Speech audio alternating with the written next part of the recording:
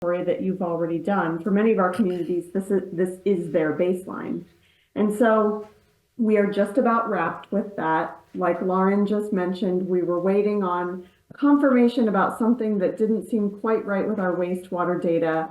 Once we get that buttoned up, we will be delivering to you all a full inventory methodology report so that you have a complete trail of breadcrumbs to know what assumptions we used, what our data sources were, so that the next time you want to update the inventory a few years from now, probably, you'll be able to make sure that it's apples to apples, or at least if you've got some oranges in there, you know which ones they are.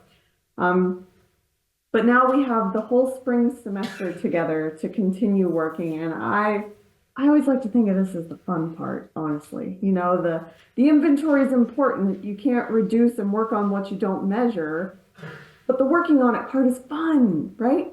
And the other thing that's really neat about Haverford is that you already have a climate action plan. So we've been working with Alexis to figure out what parts of your climate action plan that you want to move forward with implementing we can support. And so we're working through that in the next couple of weeks, and we'll finalize that, and then we'll start chipping away at whatever that looks like. And Alexis can put some color behind this, but and then in April or early May, we will come back and share the findings of those results with you. And I would just wrap up what I'm saying with, you know, I like to think of LCAP, even for a community like Haverford, who's been doing this work a long time, this is the start, not the end, right? I mean, there's a lot of work to be done, a lot of emissions to try to get a handle on. Some are much easier than others because we have a little bit more authority over them than some. So anyway, thank you for your time, and thank you for being so supportive of our students, especially Alexis, who's been meeting with them weekly all semester, which has been incredibly helpful. Thank you all. Thank you, Lauren, Amanda, and Brandy. And I just wanted to elaborate a little further. As Brandy said, we have the climate action plan established, so there are a number of different action items we could potentially choose from for projects this spring. Some examples that come directly from the climate action plan are investigating a green point system, looking at how to improve the township's walk score and bike score, investigating a pay-as-you-throw or solid waste fee subscription, or developing a sort of informational packet that covers a wide range of topics such as energy, transportation, composting, recycling. So there are a number of different opportunities that we could go forward with, and these are just some ideas at this point. So if you have anything specific that you all would like to have these students look into this spring, please let me know and we can kind of target that. So thank you to everyone online, and thank you all to all the commissioners. Sorry. Thank you so much. Wonderful presentation.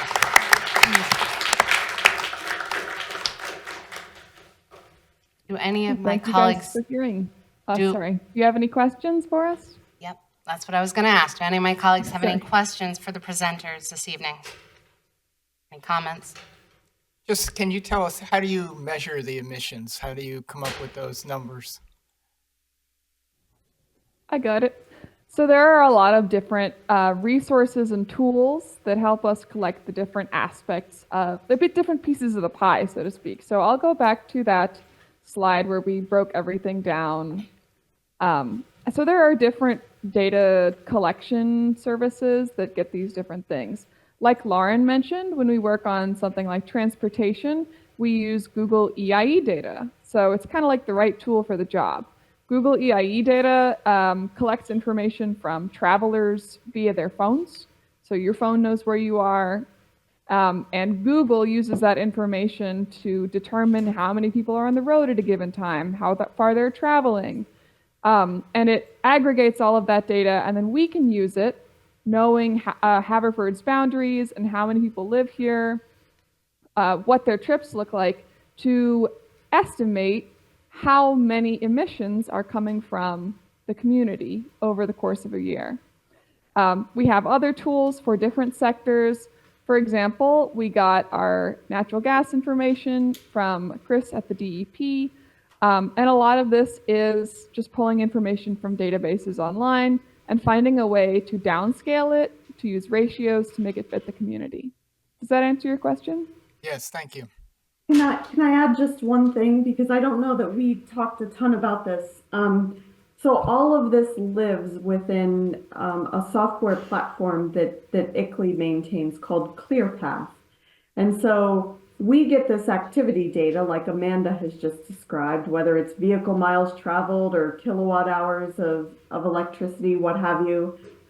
And we put it in there and we make assumptions based on options that ClearPath gives us about the fuel mix that our utility company uses, or whether it's a passenger vehicle or a heavy duty truck, things like that. And ClearPath is loaded with standardized emissions factors based on the US Community Protocol for Greenhouse Gas Accounting. And it does all of the hard work for us in terms of doing all of the math behind this, frankly, to come up with those emissions. And it does a really nice job too of converting everything to carbon dioxide equivalent in instances where we're considering methane emissions, for example. So everything lives in there and is done according to a standardized methodology that other local communities around the world also use. Great, thank you. Mm-hmm. Does anyone else have any questions or comments? Thank you again for this great presentation. Thank you, Alexis. Thank you. Take care, everybody. So hearing nothing further, we'll move on to our township manager update. Mr. Berman. Good evening, everyone. Thanks, everyone, for coming tonight. We know you're all here because you care deeply about our community and our collective quality of life. And that's something we as a township truly appreciate.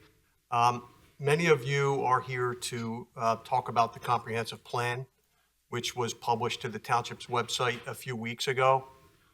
In our announcement, we offered a really abbreviated time period for receiving public comments, and we recognize that.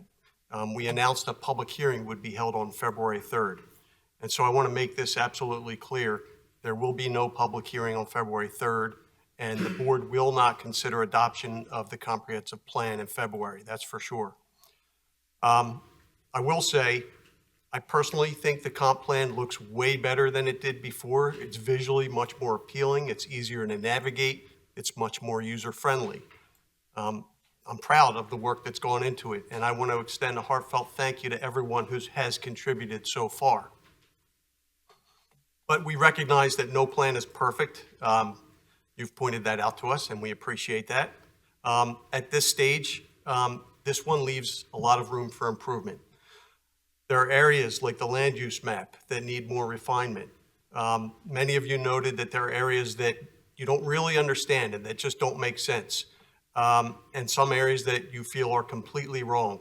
And we don't necessarily disagree with you. And a lot of you are looking for additional opportunities for public input.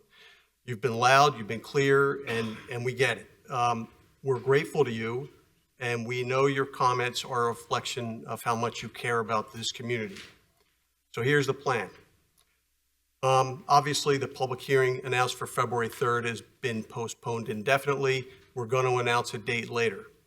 We're going to give everyone more time to share their thoughts based on the version that's been published. We're extending that deadline to February 15th, so that gives people more time. We've received a ton of comments so far, and we expect more. We're going to schedule a community meeting, and that's going to take place in this room on January 29th. At that meeting, the township, the staff, and I will explain how we got to this point, and we're going to provide more detailed information about the current plan. So we will listen to your feedback that evening, and we'll engage in a constructive dialogue about next steps in the process.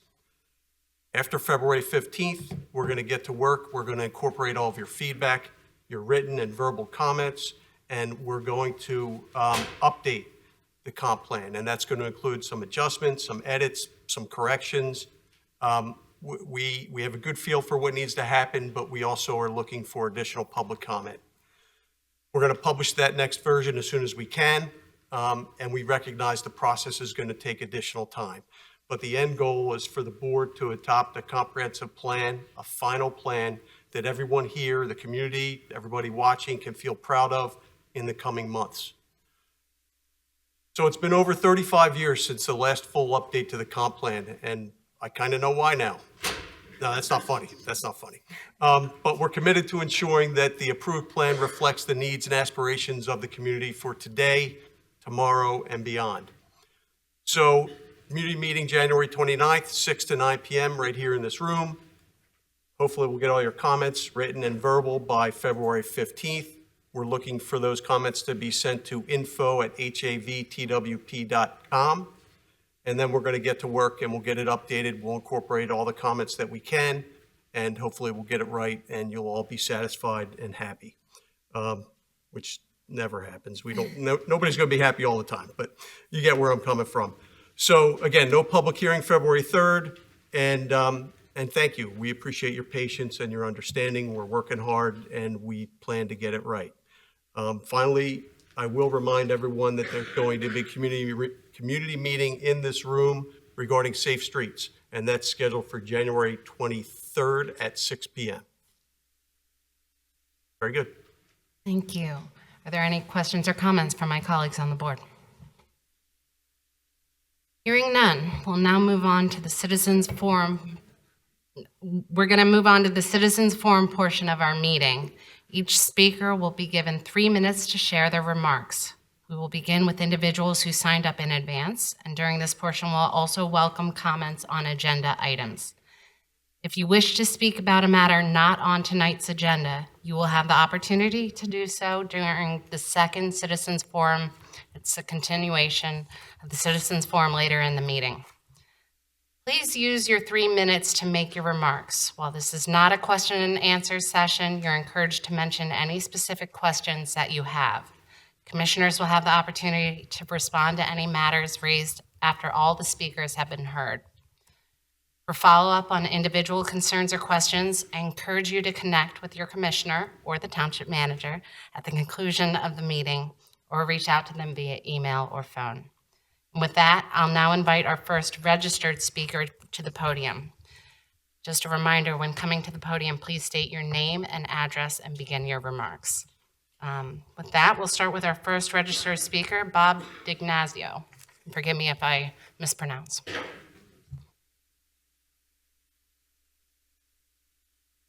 Hi, good evening.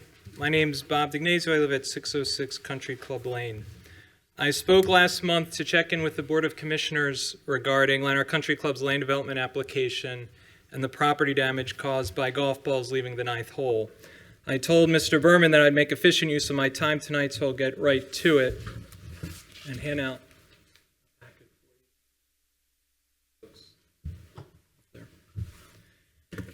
I left off last month by citing a letter from Mr. Walco written 3 years ago in which he stated, quote, "Certainly I agree with you that if the country club were to undergo a land development relative to the ninth hole today, then the zoning code related to the screening, buffering, and safety requirements should be required as a condition of such land development." And that's highlighted on page 2 in your packet. So you all have that letter on page 2. And tonight you are considering Resolution 2439 regarding the country club's land development application. The resolution on the top of the second page specifically relates to the buffer between our homes and the dangerously close ninth fairway. And it's not in the packet, but it's on your agenda. The today that Mr. Walco wrote about 3 years ago has come as the ninth fairway is now a subject of this land development application. And I agree with Mr. Walco that the township buffer and safety requirements should be required as a condition of this land development. Indeed, the township code explicitly gives this board the authority to require additional screening measures to make the buffer, quote, "a sufficient density and height to constitute an effective screen and give maximum protection, and to protect the general welfare of the public," and that's outlined for you on page 4 of the packet. Because the text of the Planning Commission's recommendation on your agenda and the resolution is vague, I would like to add some color to this issue. So last month, 5 Country Club Lane neighbors attended the Planning Commission meeting and reiterated the topics that I spoke to you about last month, namely the insufficient buffer and dangerous golf balls leaving the 9th fairway and striking homes and neighbors, dangerous dead trees along the 9th fairway buffer, and the rusty old fence. The Planning Commission then voted to adopt this recommendation, that's part of the resolution, that the applicant remove the dead trees along the 9th fairway and replace them with new trees. During that planning meeting, Club President John Giangulio pointed out that if adopted, the replacement trees along the 9th fairway would be much skinnier and shorter than the current trees. At one point he said, quote, and I'm taking this from the YouTube recording, "My qualifier is that some of those trees are 40, 50, 60-foot trees. You'll be replanting trees that will not be 40, 50, 60 feet tall," end quote. The implication is that the 60-foot high trees will be replaced with significantly smaller trees, which will be even less adept at blocking balls than the current insufficient buffer. More balls will subsequently leave the course and strike our properties at dangerously high speeds. One planning commissioner member replied to Mr. Giangulio saying, quote, "I understand, but in 20 years they'll be 50 feet high," end quote. So my neighbors and I went to the Planning Commission hoping to come away with conditions that would make us safer. And in fact, the opposite happened. The Planning Commission voted to make our homes less safe from errant golf balls for the next 20 years, according to the Planning Commission. Simply unbelievable. And I have an additional update. On January 3rd, just 10 days ago, Mr. Walko communicated his determination that the required dimensions of the buffer along the 9th fairway is a non-conforming buffer to the township zoning code. And I agree with Mr. Walko on this as well, and that's outlined on page 5 of your packet. So unless the applicant is proposing to make this buffer a conforming buffer by giving our neighbors, quote, "maximum protection," a zoning variance is required to remove trees, especially in land development. The country club has acquired no such variance. So this resolution cannot pass unless it specifically states that the 9th fairway conform to the zoning code related to safety. According to a golf expert who has evaluated the fairway, the distance would be 135 feet from our property line to the edge of the fairway. And this is supported by other municipalities' golf buffer ordinances, which I shared last month, and I've enclosed for you on page 6 of the packet. Mr. D'Ignazio, please wrap up. I'll wrap up, You sure. can. Thank you. So we are simply asking that the club adjust the fairway to make our homes safe. Instead of it being tucked up against our properties, which you'll see in the packet, to simply move it towards the driving range, which you see on page 6. There's absolutely no reason why this can't happen and no reason why it shouldn't happen. Now I'll leave the commissioners with a few packets showing damage from golf balls, dead trees, the dangerous fence, as well as letters from neighbors over the years. Feel free to pass them around as other neighbors speak. Please do the right thing, which is something that previous boards failed to do for 3 decades, to prioritize public safety over politics. Thank you. Thank you so much. Now invite Kathy Crago to the podium.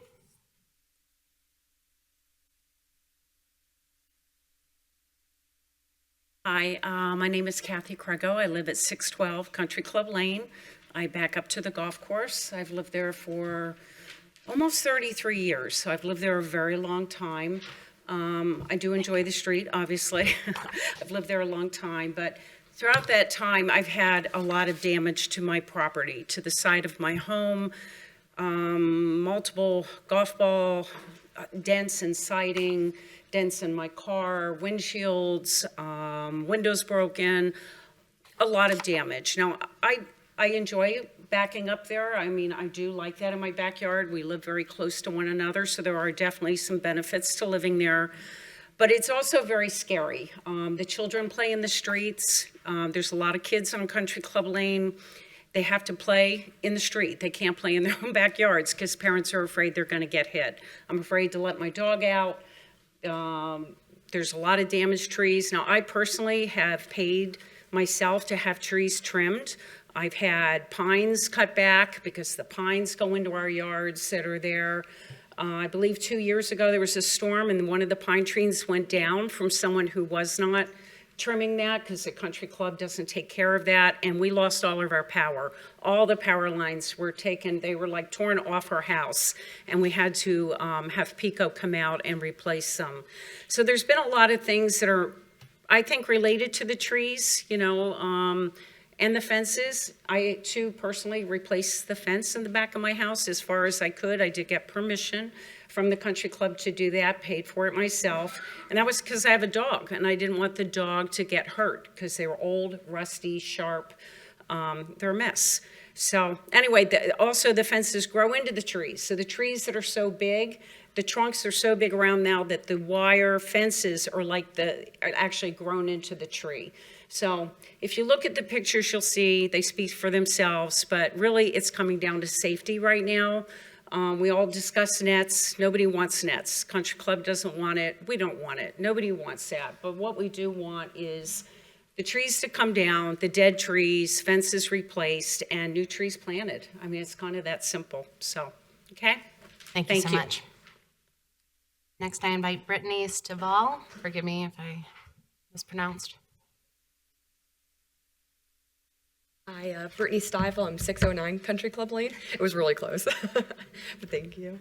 I'm also along the Country Club. I'm one in, but I've been seeing everything that's been going on. We even give golf balls as far as us, so it's crazy how far they go. But in the zoning board hearing we just had, they put a condition to have some of the dead trees replaced with some of the new trees that are coming in for this pool project / driveway project. So we just want to make sure that we have adequate assurance that that gets done, and it gets done in a manner that's going to solve the problem, and then we don't have to keep showing up here and, you know, seeing you guys. But, you know, maybe we'll say hi in other ways, good ways. So basically we just want assurance that that will be getting taken care of. I think also a condition for the fence would also be preferred. Maybe the fence updated like it is around the rest of the golf club. I think that would be nice. So that we're just not ignoring the 9th hole, including the tree buffer. So, and just to add on to Kathy, I mean, these tree limbs that are falling down, they're huge. They have to be like the size of trees themselves. And if you look at the trees themselves, the pine trees, they're just not the right trees. The balls come right through, the pine needles go everywhere. You can see that half the trees don't even have limbs, so it's a mess. And I think we would all be really happy to just get it fixed as we're looking to get zoning approval, commissioner approval for all the other projects about ready to be done. Thank you. Thank you so much. Next, we have Diane Burke.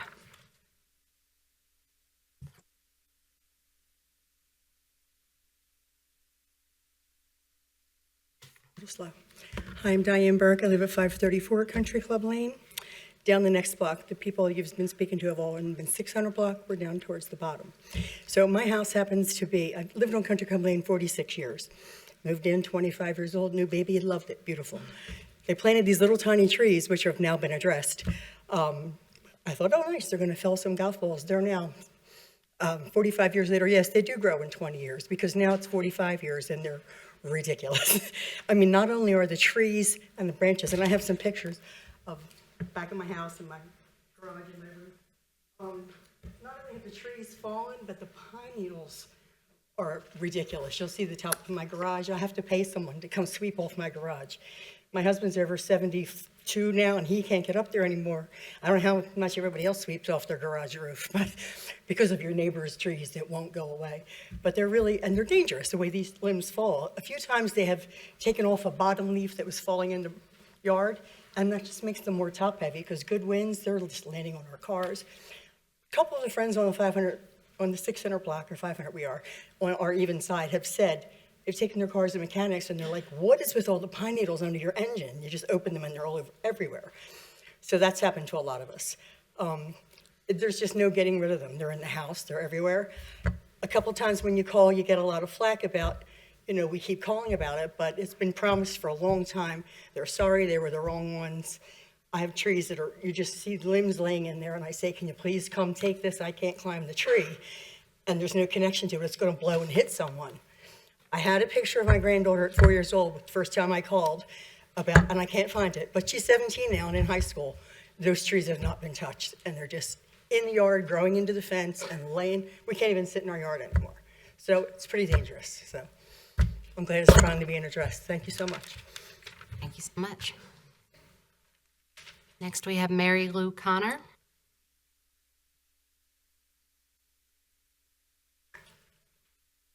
Hi, everyone. Mary Lou Connor. I live at 623 Country Club Lane. My parents moved into that house in 1950, and I came along in 1953. So I've been on that street for 72 years, come this February.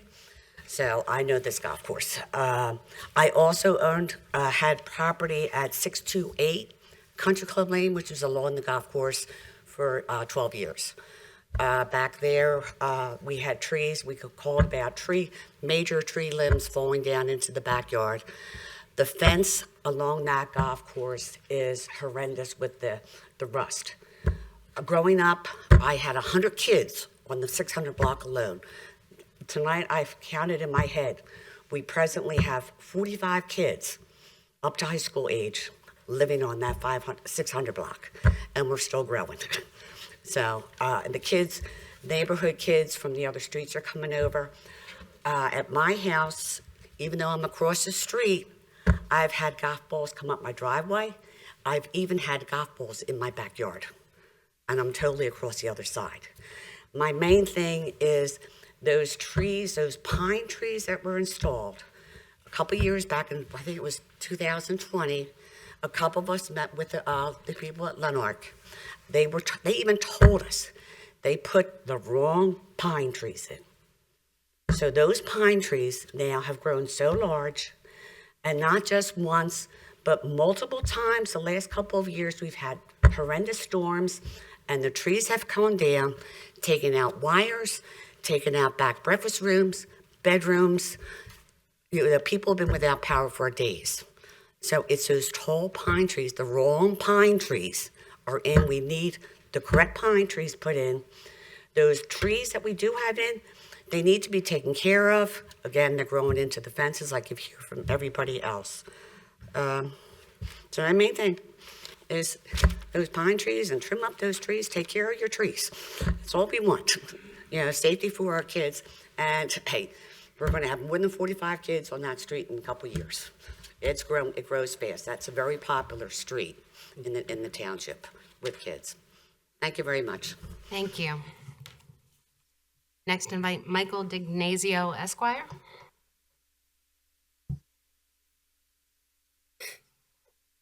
Good evening. I'm speaking for my daughter-in-law, Morgan. She's at 606 Country Club Lane. And I'm just speaking to 3 salient points I think the board has to be made aware of. On January 1st, 1977, Haverford Township became a home rule charter municipality. It was no longer bound by the Pennsylvania first-class township code.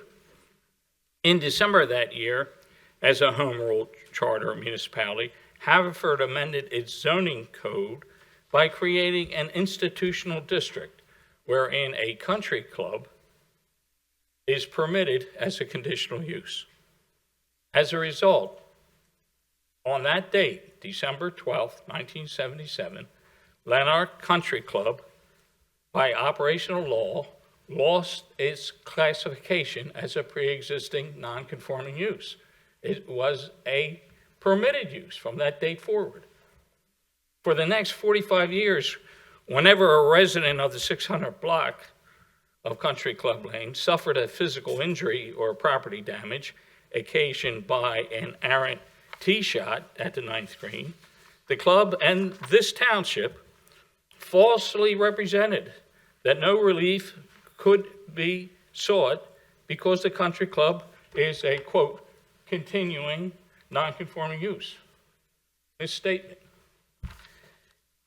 Bobby, some of you may remember, originally appeared at your January 2022 meeting and raised these issues.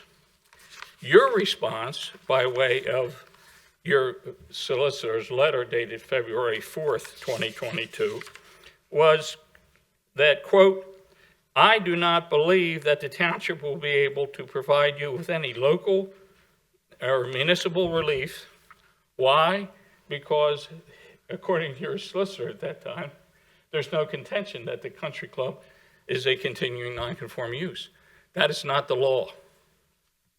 Were you to pass this resolution in some form this evening, you would be violating the law. Which law would you be violating?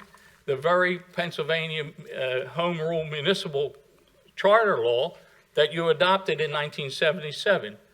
Section 2962 says, and I'm reading verbatim, with respect to the following subjects, the Home Rule Charter shall not give any power or authority to the municipality, that's you, contrary to or in limitation or enlargement of the powers granted by state statutes.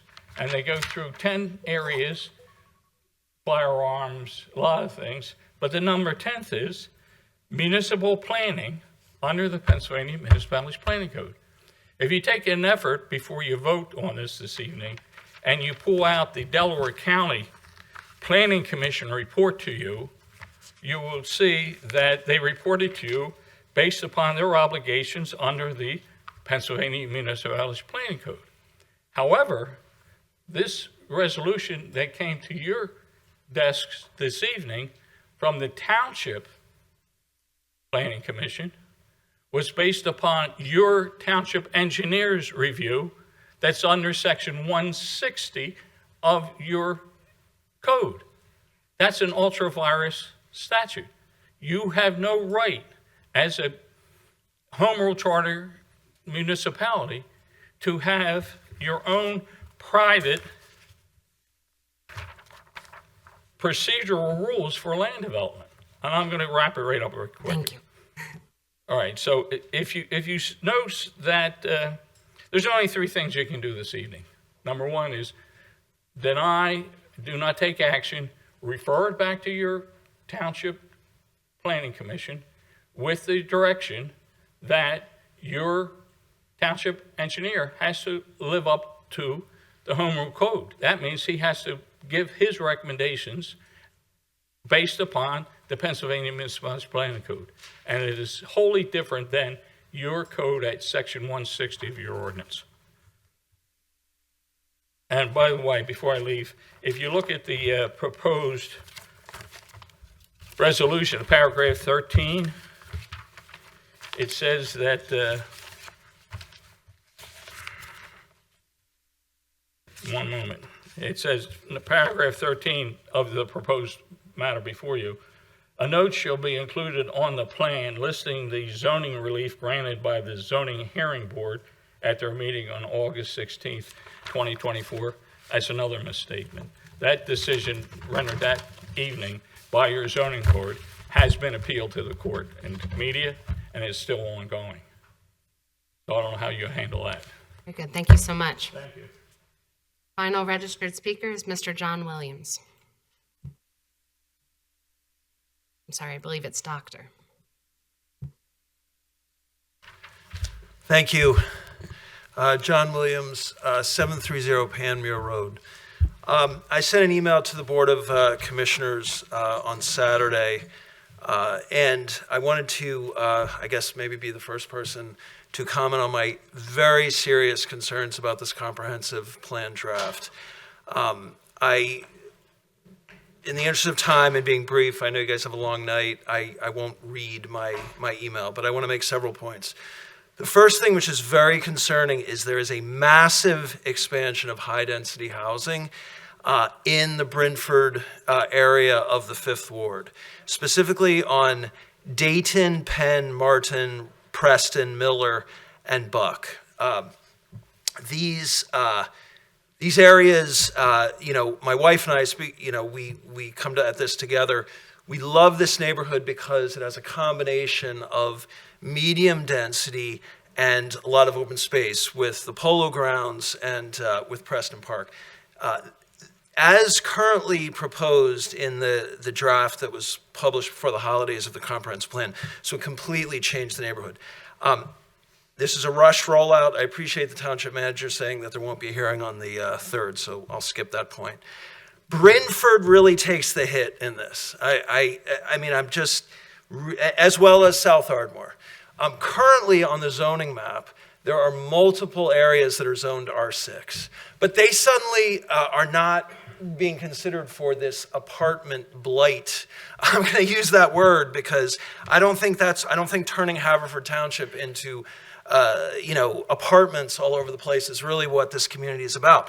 But those places, the places that are currently R6 in Oakmont or Manoa, they're zoned into medium.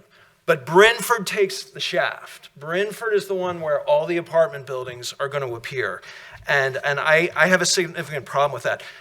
There are some very strange things in this plan. For example, one side of Buck Buck Lane is medium, and the other is high density. I just saw that now. It's very concerning.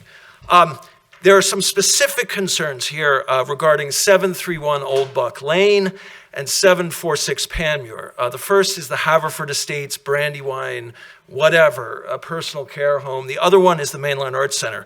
In the 2022 draft of the comprehensive plan, these were kept as R1A or whatever the new equivalent would have been. Suddenly in this plan, these become high density, which is, and specifically these properties are right next to my property. Here is the issue.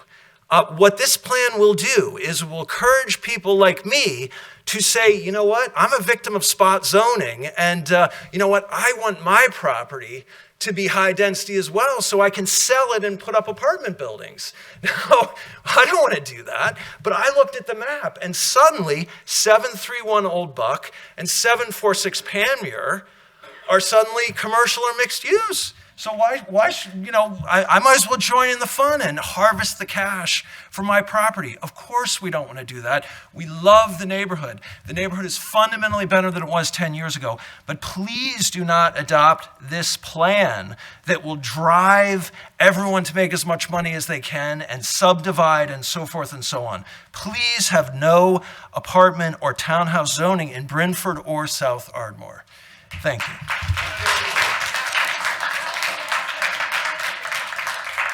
Thank you so much. We're now going to move on for individuals who were not registered to speak, but let me remind you that the comprehensive plan is not on the agenda tonight, so we'll reserve comments related to that for the continued citizens forum later this evening. With that said, is there anybody in this audience who would like to speak on an agenda item? And if so, I'm going to start on the left.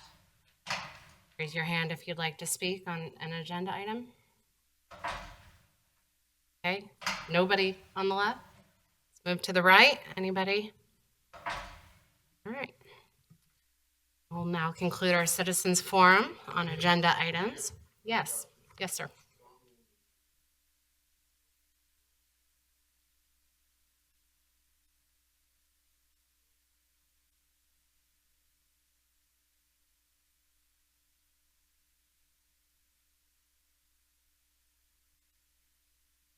Yes. Thank you so much. I would like to avoid engaging in back and forth like this. That's not typically protocol, but I appreciate your question, so let me answer it, which is we would love your public comment. And as our township manager mentioned previously, we welcome your comments at any point via email. Of course, we're going to have a public meeting occurring on January 29th that the township manager mentioned, and we invite your participation that way as well. Tonight, you have the opportunity to comment on this during the continued citizens forum, which is a little bit later in our meeting. So if you're willing to stick around, we'd love to have you provide your comments at that point. Thank you. With that said, let's keep moving through the agenda so we can let these folks make their comments. I'd like to open it up to the Bureau of Fire update. Commissioner Gondek is our committee representative. So, Mr. Gondek. Good evening. I guess with all of the hustle and bustle of the holidays and the new year, a report was not forwarded, so I have no report at this time.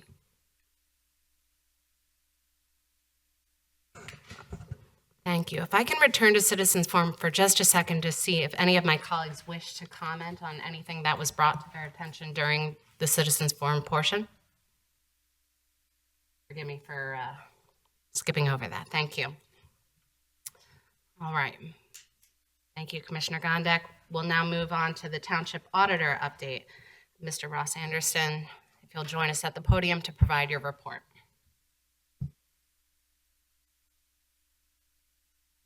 Congratulations, Judy, on being named president. And this is your first Township Auditor update as president. Enjoy. I saw like the golf club people took turns with the pickleball people. It was like they've disappeared and now golf. But you know, to be fair, very legitimate complaints, especially because like in my golf game, yeah, I know I've ruined a few houses if I played at Lanark. But anyways, I think my Lions and the Eagles are on a collision course. So that'll be very interesting. And yes, if they both make it, I am going and finding a way to get to Detroit to go. But anyways, I reviewed the warrants and expenditures for this meeting. I found no irregularities, and all my questions were answered to my satisfaction. Thank you. Are there any questions or comments from my colleagues on the board? Hearing none, we'll move on to approval of minutes. Yes, I would like to make a motion to adopt the meeting minutes of December 9th and the reorganization minutes of January 6th. Second. Yeah, go ahead. Commissioner Quinn, if we can separate those two items, can we focus on the first motion? We do not have in our packet the meeting minutes for the second item, so we'll want to table that. So let's. I move for the December 9th meeting minutes. I second that. Thank you. There's a first and a second. Are there any questions, comments, additions, deletions requested by my colleagues for the regular meeting minutes from December 9th? Hearing none, Mr. Berman, can you please take the roll? Commissioner Gondek. Yes. Commissioner Forsti-Grubb. Yes. Commissioner Cavender. Yes. Commissioner Holmes. Yes. Commissioner Quinn. Yes. Commissioner Hart. Yes. Commissioner McCollum. Yes. Commissioner McCluskey. Yes. Commissioner Trombetta. Yes. Is there a motion to table the second item? Motion to table the minutes of the reorganization from January 6th, 2025. And I'll second. Heard a motion and a second. Now making it open for discussion. Are any comments? Hearing none, all in favor of tabling, say aye. Aye. Any opposed? Any objection or any abstentions? Motion carries. Thank you. Now move on to the approval of warrants. I will now entertain a motion. Madam President, Yes, Commissioner Holmes. I move we approve warrant number 1 of 2025 totaling $5,587,499.54, comprising the General and Sewer Fund payroll warrant for December 19, 2024 in the amount of $843,268.68. General and Sewer Fund payroll warrant for January 2nd, 2025 in the amount of $933,801.43. General Fund disbursements in the amount of $1,359,533.14. Sewer Fund disbursements in the amount of $158,652.93. Community Development Block Grant Fund disbursement in the amount of $44,183.52. The Capital Projects Fund disbursement in the amount of $1,431,707.90. The American Rescue Plan Fund disbursement in the amount of $801,222.39. And finally, a credit card statement ending December 27th of 2024 in the amount of $15,129.55. I've heard a motion from Commissioner Holmes. Is there a second? Second. Thank you. Are there any questions or comments from my colleagues on this board? Hearing none, Mr. Berman, please take the roll. Commissioner Gondek. Yes. Commissioner Forsti-Grubb. Yes. Commissioner Cavender. Yes. Commissioner Holmes. Yes. Commissioner Quinn. Yes. Commissioner Hart. Yes. Commissioner McCullum? Yes. Commissioner McCluskey? Yes. Commissioner Trombetta? Yes, motion carries. We now move on to the appointment of the Open Records Officer. I'll now entertain a motion. Madam President, Commissioner Holmes. I move we appoint Mia Badman as the Haverford Township Open Records Officer. Second. Heard a first and a second. Are there any questions or comments from my colleagues on this board related to this appointment? Hearing none, Mr. Berman. Commissioner Gondek? Yes. Commissioner Forresty Grubb? Yes. Commissioner Cavender? Yes. Commissioner Holmes? Yes. Commissioner Quinn? Yes. Commissioner Hart? Yes. Commissioner McCullum? Yes. Commissioner McCluskey? Yes. Commissioner Trombetta? Yes. Motion carries. Congratulations. The board will now consider, or I'm sorry. Thank you for your service. The board will now consider two ordinances this evening, starting with the second reading of ordinance number P17, 2024. I'll now entertain a motion. Madam President, motion to adopt the second reading of ordinance number P17, 2024, amending Chapter 182, zoning section 182-106B to provide for new definitions related to buildings, structures, and lots. Section 182-711 related to accessory building and accessory structure regulations, and Section 182-802 related to non-conforming uses, buildings, and structures. I've heard a motion from Commissioner Hart. Is there a second? Second. Heard a first and a second. Are there any questions or comments from my colleagues on the board? Hearing none, we'll move to a vote. Mr. Berman. Commissioner Gondek? Yes. Commissioner Forresty Grubb? Yes. Commissioner Cavender? Yes. Commissioner Holmes? Yes. Commissioner Quinn? Yes. Commissioner Hart? Yes. Commissioner McCullum? Yes. Commissioner McCluskey? Yes. Commissioner Trombetta? Yes, motion passes. Board will now consider a first reading of ordinance number P1, 2025. I'll now entertain a motion. Madam President, I'd like to move to adopt the first reading of ordinance number P1, 2025, amending ordinance 1960, adopted June 30th, 1986, and known as the General Laws of the Township of Haverford, further amending Chapter 30, Pensions and Employee Benefits, to update and correct terms of survivor benefits. Second. Heard a first and a second. Are there any questions or comments from my colleagues on the board? Hearing none, we'll move to a vote. Mr. Berman. Commissioner Gondek? Yes. Commissioner Forresty Grubb? Yes. Commissioner Cavender? Yes. Commissioner Holmes? Yes. Commissioner Quinn? Yes. Commissioner Hart? Yes. Commissioner McCullum? Yes. Commissioner McCluskey? Yes. Commissioner Trombetta? Yes, motion passes. I'll now move on to the resolutions portion of our meeting. As a reminder, resolutions only require one reading and an affirmative vote. We'll start with resolution number 2432-2025. I'll now entertain a motion.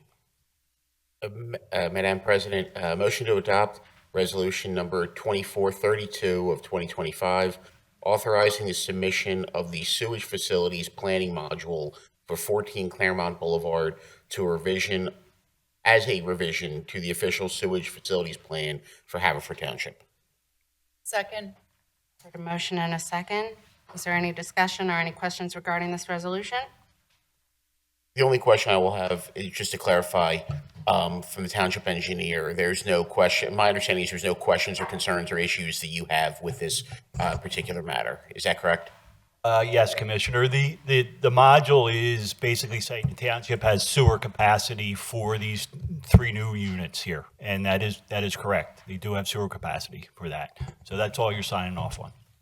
Thank you. Any other questions or comments? Hearing none, we'll proceed with a vote. Mr. Berman, will you please take the roll? Commissioner Gondek? Yes. Commissioner Forresty Grubb? Yes. Commissioner Cavender? Yes. Commissioner Holmes? Yes. Commissioner Quinn? Yes. Commissioner Hart? Yes. Commissioner McCullum? Yes. Commissioner McCluskey? Yes. Commissioner Trombetta? Yes. Motion passes. Thank you. I'll now entertain a motion to adopt resolution 2434-2025. Madam President, Commissioner Holmes. move we adopt resolution 2434 of 2025, authorizing updates to the township's comprehensive fee schedule. Commissioner Holmes made a motion. Is there a second? Second. Thank you. Heard a first and a second. Are there any questions or comments from my colleagues on this board? Yes, Madam President. Commissioner I'd like Holmes. to ask our Township Finance Director, the copy I have of this plan is not redlined, and I'm curious as to how many changes we have on this plan. My apologies, that was submitted. I guess it didn't make it to the packet. But there were some throughout the various departments, there were changes. We talked about it during the budget discussion that in discussions with the department heads, we felt there was a need to go through each department and look at the charges that they were currently charging and make sure costs were being covered. So those departments did that. So there are substantial changes, meaning in number, not in increases. Yeah, I appreciate that clarification. So there are more than several, but none of them are sizable increases. No, not in my opinion. I would ask. I mean, I've looked at the fees themselves, and none of them look incorrect. I would ask that we at least publish a red line version of it for the public so they can understand that afterwards and know the difference. But I don't object to it as it is. Thank you. Any other questions or comments? Hearing none. Mr. Berman, will you please take the roll? Commissioner Gondik. Yes. Commissioner Forresty Grubb. Yes. Commissioner Cavender. Yes. Commissioner Holmes. Yes. Commissioner Quinn. Yes. Commissioner Hart. Yes. Commissioner McCullum. Yes. Commissioner McCluskey. Yes. Commissioner Trombetta. Yes. Motion passes. Will now entertain a motion to adopt resolution number 2435-2025. Madam President? Commissioner Holmes. I would like us to, I would move to adopt Resolution 2435 of 2025, approving the 2025 fee schedule for professional consultants. Is there a second? Second. Thank you. I've heard a motion and a second. Are there any questions or comments from my colleagues on this board?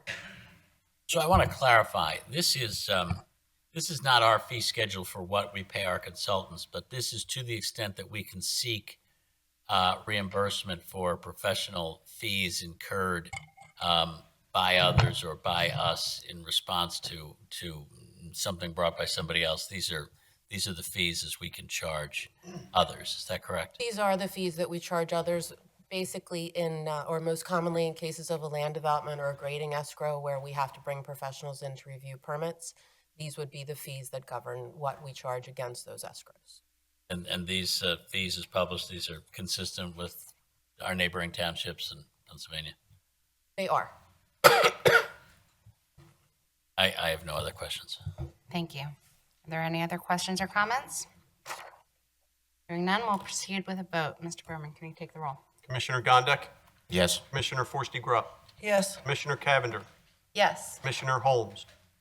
Yes. Commissioner Quinn. Yes. Commissioner Hart. Yes. Commissioner McCullum. Yes. Commissioner McCluskey.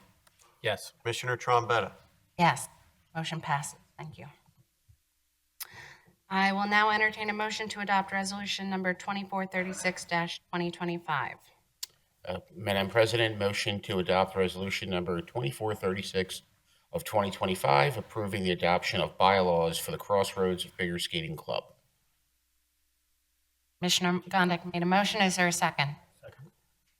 Heard a first and a second. Are there any questions or comments from my colleagues on the board?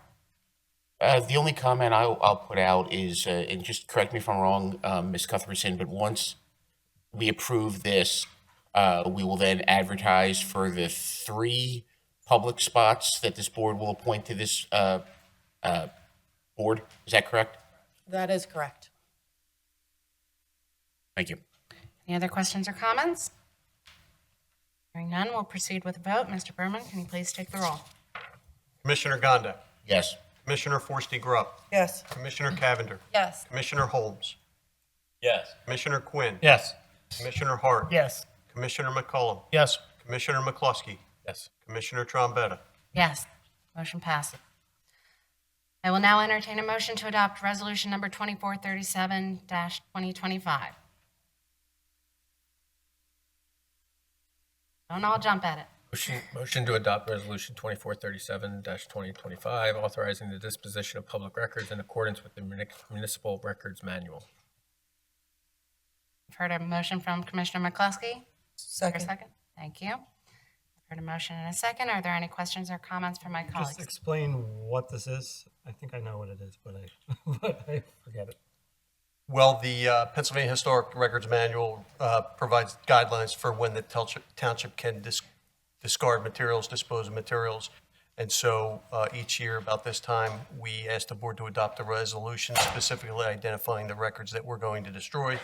And then we have them shredded. We currently use a company called Wiggins to do that. Okay, that's all I need. Any further questions or comments? Hearing none, we'll proceed with a vote. Mr. Berman? Commissioner Gondek. Yes. Commissioner Forstey-Grupp. Yes. Commissioner Cavender. Yes. Commissioner Holmes. Yeah. Yes. Commissioner Quinn. Yes. Commissioner Hart. Yes. Commissioner McCullum. Yes. Commissioner McCluskey. Yes. Commissioner Trombetta. Yes. Motion passes. I'll now entertain a motion to adopt resolution number 2438-2025. Motion to adopt Resolution number 2438-2025, affirming Haverford Township's participation in the Sustainable Pennsylvania Municipal Certification Program. Heard a motion. Is there a second? Thank you. Motion's now open for discussion. Are there any questions or comments from my colleagues on this board? Just a question on what the significance of participation in this is. This is oftentimes with grant programs, particularly at the state level, they'll ask what our certification level is. And in order to have a certification level, you have to have this resolution adopted by the board. Okay. Thank you. Are there any other questions or comments? Hearing none, we'll proceed with a vote. Mr. Berman, can you take the roll? Commissioner Gondek. Yes. Commissioner Forstey-Grupp. Yes. Commissioner Cavender. Yes. Commissioner Holmes. Yes. Commissioner Quinn. Yes. Commissioner Hart.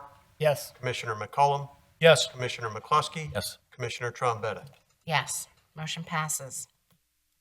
I'll now entertain a motion to adopt resolution number 2439-2025.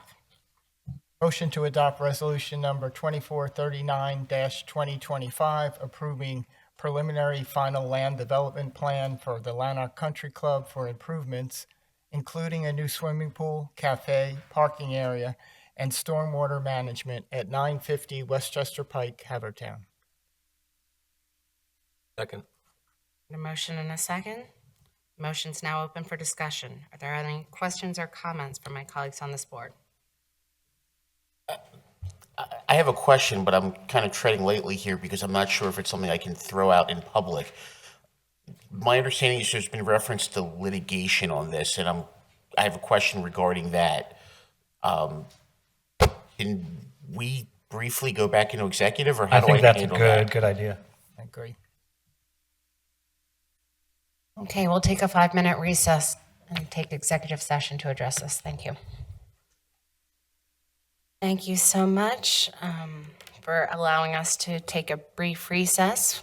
We went into executive session because there was a threat of legal action, and so we wanted to address that issue.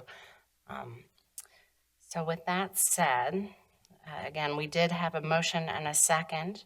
Are there any questions or comments from this board? Just to follow up, I would ask a brief question on the record to Mr. Walco. Mr. Walco, earlier there was a variety of comments that this board heard with regards to pending legal actions and legal standards and so on. And so my question is, as our counsel, can you comment on kind of that, the appropriateness of us moving forward tonight? Yes, I think it's two separate things, although there is separate legal action related to other areas related to the golf course. That doesn't have anything to do with what the threat that was made tonight. And my gathering of what was made tonight as a threat was that the township, as a home rule municipality, the threat was that it would be legal to take action to approve the plan before it tonight, or even for the engineer to review that plan under its Saldo code, the chapter 160. And although I would agree that that the township, as a home municipality, cannot exceed the requirements of the Pennsylvania Municipalities Planning Code. The saldo is set up pursuant to the Municipalities Planning Code, and the Municipalities Planning Code, Section 501, says that municipalities can regulate land developments and subdivisions. Section 508 says that it's their job, if you have a saldo, to approve and consider plans. And in fact, it actually requires the municipality to take action within a time frame when a plan is presented to it. If the township didn't have the authority to consider land development plans, there certainly would be no process for approval, and certainly there likely wouldn't be any planning commissions, zoning hearing boards, zoning codes, or comprehensive plans. I mean, that's everything that's in the municipality's planning code that's being followed. So I don't see any basis at all to say that Haverford Township cannot approve land development plans. Thank you. Fine. With that, I understand that representatives from the Lanark Country Club are present this evening and have prepared a presentation that we can hear about. So please join us. Thank you.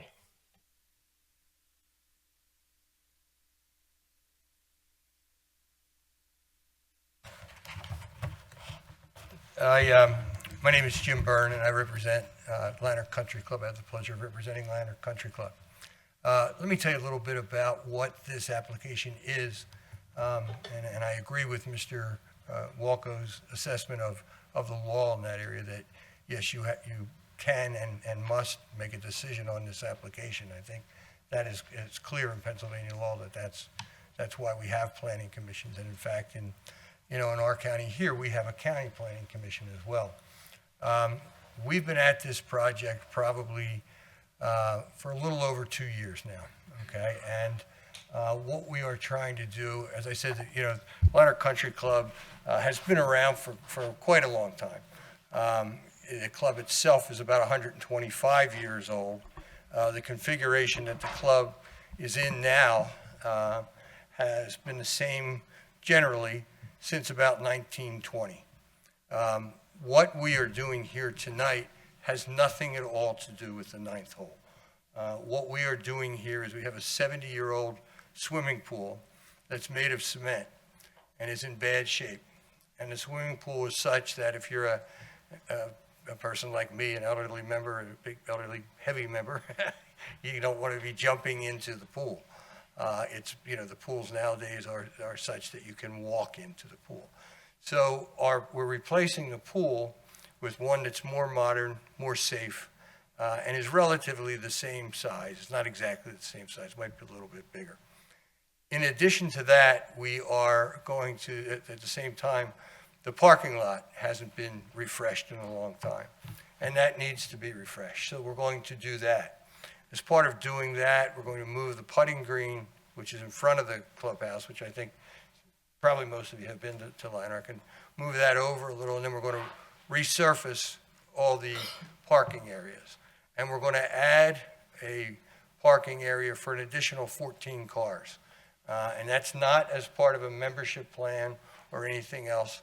It's just that when we're doing it, it's cheaper to do it now than to do it at a later time. As you probably are aware, Lanark is a private country club, and it has a cap on membership. Many of the members are, well over half of the members are residents of Haverford Township.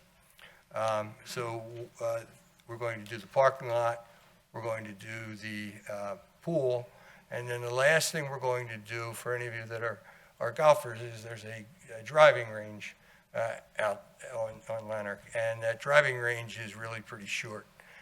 It's a short course, a short driving range, and we're going to move it back to make it bigger. And I can tell you could go off the subject for a second, but I can tell you a quick story that at one time I was taking lessons at Lanark's golf course, and I was hitting balls at the range, and some kids came up next to me and hit a couple balls over the fence at some ladies that were on number 17. And the lady came up to me in the cart real quick, and she started yelling at me that I was hitting balls at her. And I said, I wasn't hitting balls at you. And So she went in and got the pro, and the pro said, okay, and he came out and he said to her, you think this guy hit the ball in the same place 180 yards? So it needs to be brought up to modern requirements. Tonight I have with me the club manager, Chris Wilkinson. The head landscaper is Brendan Byrne, no relation, we just have the same last name. Brian Kelly, who's a landscape architect, and John Giangiulio, who is the president of the club. So they're here for answers to any questions we might have. We've worked with the staff on this plan. We've been out to meet with the staff a couple times. We've been to your planning commission at least 3 times, and we did get an approval from your planning commission. We've been to the Shade Tree Commission, and the Shade Tree Commission, you think we have a packet, we'll give you a letter from the Shade Tree Commission because there was some question as to whether there should be an extra sidewalk put on Manoa Road, and Shade Tree Commission went out to the property, inspected the property, looked at the trees, looked at the slope, and said, no, that's crazy, they're beautiful trees, why would you take them down? We intend to comply with the Shade Tree Commission's recommendations, which we know is going to be at least 100 trees that we're going to have to plant on our site. And then the last thing I guess I wanted to clear up a little bit is when Mr. DiGnazio was up, he mentioned that there was not zoning approval, and that's just flat wrong. There was zoning approval. We went and got a zoning variance. There was an appeal taken, but that does not act as a stay, and he has not asked for a stay. So the the variance is valid right now.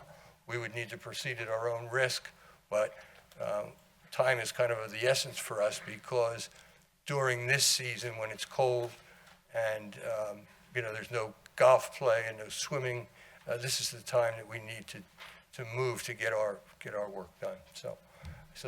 And then the second thing is there is other litigation that wasn't brought up, and the other Mr. DiGnazio, who's the son, who's represented by the father, who was also up, who lives along Country Club Lane, has sued us and sued the township, actually. The townships are defendants in the case as well because balls are going over on the 9th hole.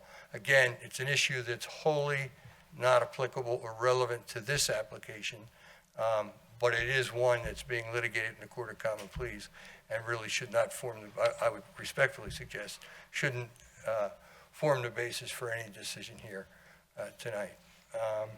So with that, I'd like to call Mr. Bannon, who is our engineer.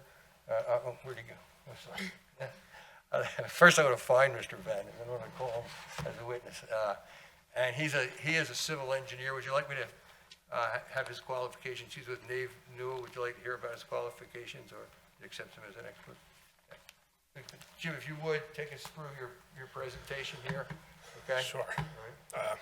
Thank you. Jim Bannon from Nave Newell. We're the civil engineers and landscape architects for the project. Mr. Byrne gave a good introduction, so I will not go through our full plan set. If anyone has questions, we can certainly go back to that.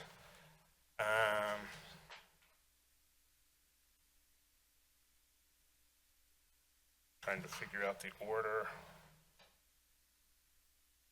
While he's doing it, there's one other thing while you keep doing what you're doing, and one thing I wanted to, so nobody thinks I actually forgot to say it, I didn't mean to misrepresent, but there is, like at the pool, there's a little snack shop type building, cafe type building. We're going to redo that as well.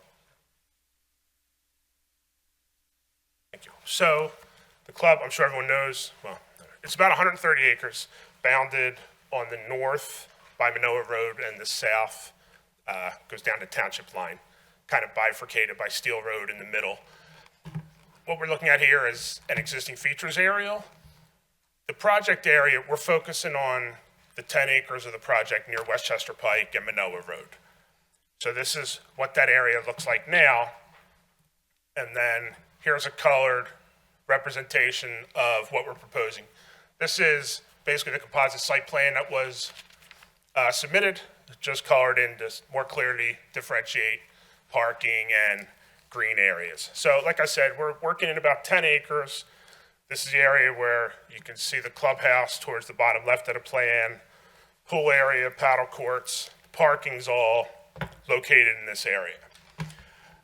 Again, as was stated, the current pool is about 70 years old, and you can't really tell from the aerial, but it is in pretty bad shape. So improving the pool area is what's kind of driving this project. We're also using that as an opportunity to improve the parking areas. So currently out there, the parking, it's really just kind of a sea of asphalt. What we're doing is kind of bring that up to more modern standards. We're adding landscape islands at the end of the rows, better separating pedestrian and vehicular traffic, as well as the cart paths, just increasing safety in that area. We are increasing the parking spaces from 255 to 270. So we're adding 15 parking spaces. We're also increasing impervious surface by about 0.7 acres, which is not much, but it's enough that we need to meet the township stormwater management ordinance, as well as get an MPDS permit from the Conservation District. What we're proposing is an underground stormwater management system in kind of the southernmost parking area near the driving range.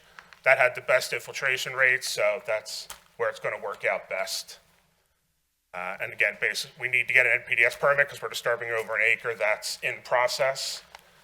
So we will need to meet the state regulations for that.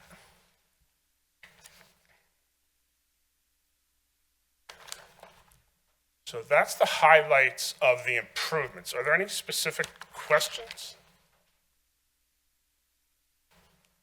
Or anything you'd like me to focus in on more? Jim, can you show us the tree line that we're maintaining along Manoa Road?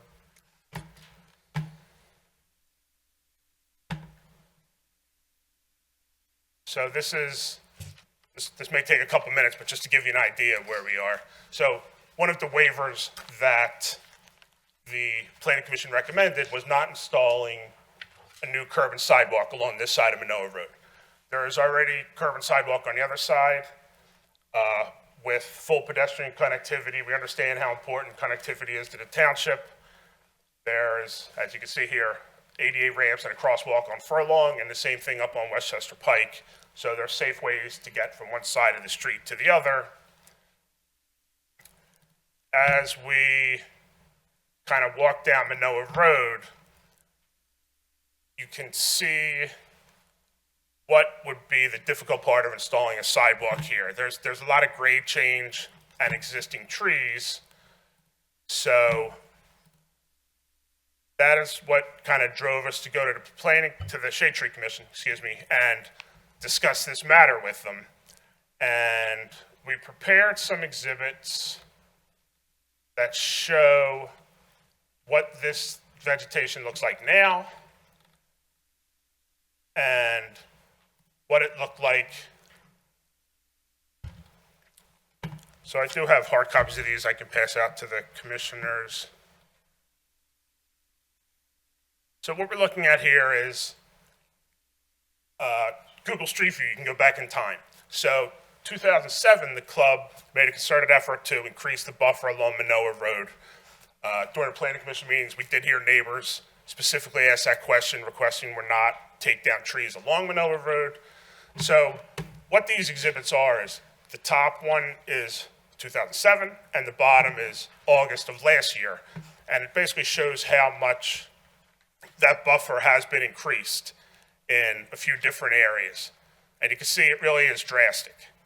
And the point of this is if we were to put in the sidewalk after putting in a 4-foot verge behind the curb, 4-foot sidewalk, and then grading back, essentially all this existing vegetation would have to come out, and we would basically be looking like the 2007 photos.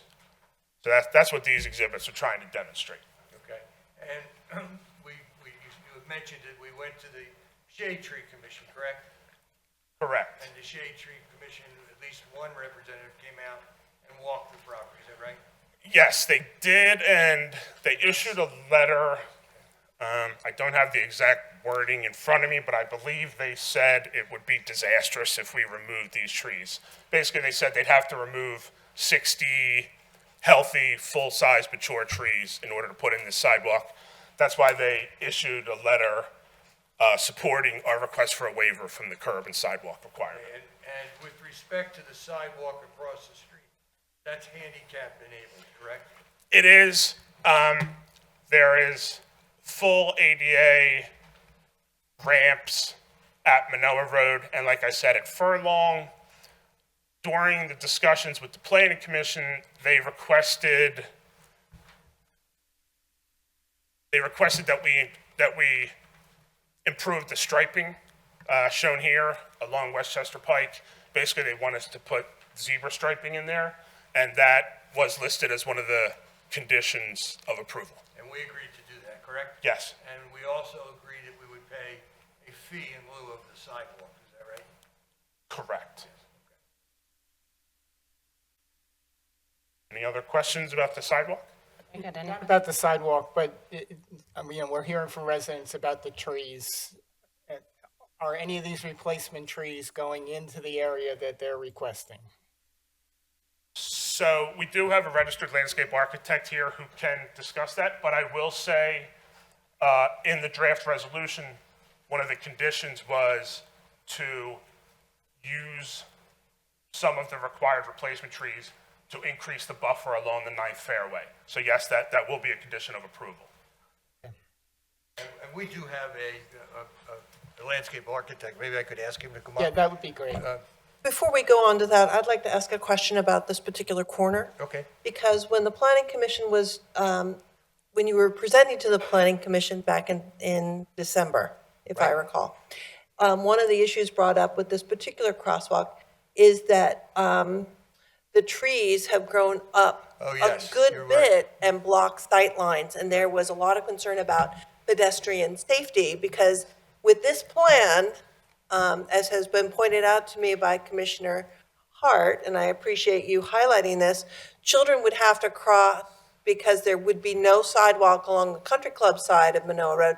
Children would have to cross, cross Westchester Pike, then cross Manoa, go down Manoa Road, and then cross again to get to Manoa School. Yes. And so I just wanted to highlight that, but also ask about the sight lines here, because if children are doing all these crossing, we need to be thinking about that. Okay, so, and I don't mean to interrupt you, I'm sorry. That's all right.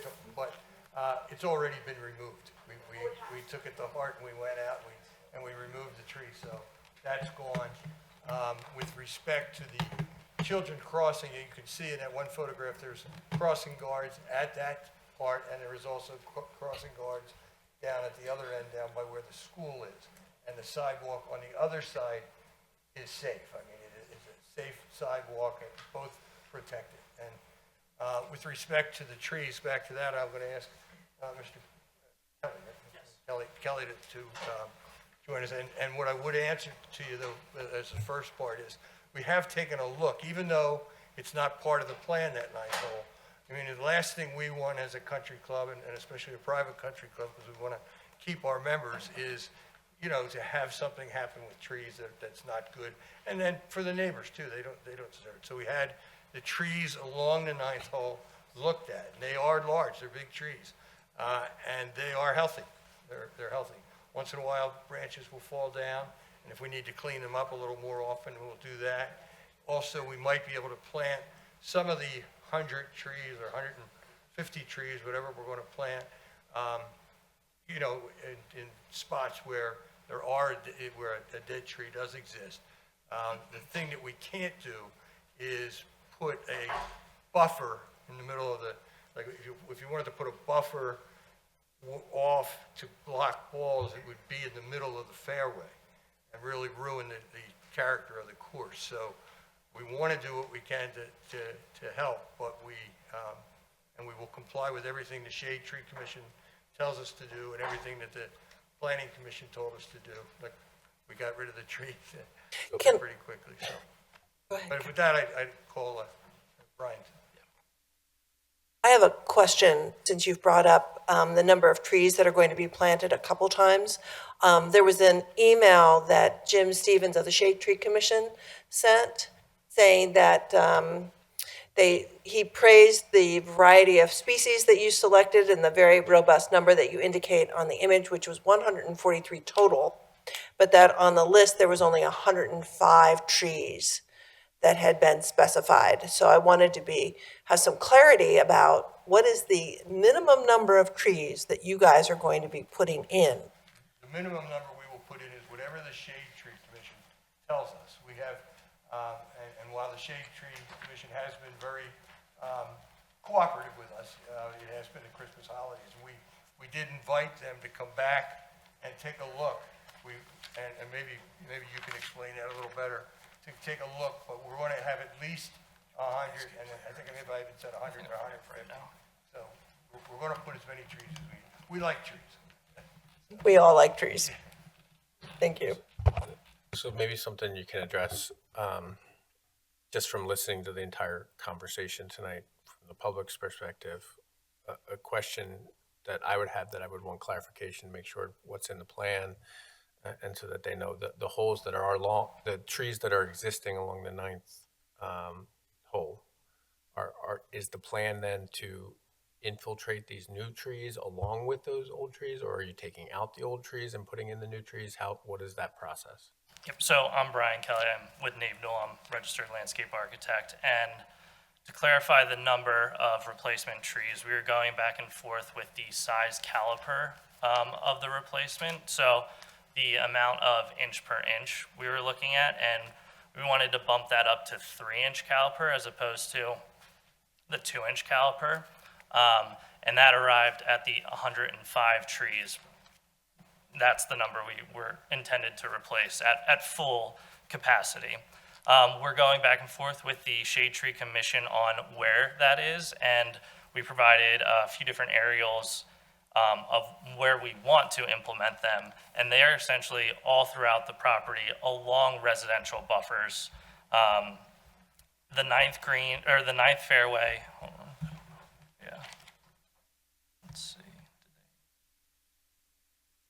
Not sure if the shade tree information.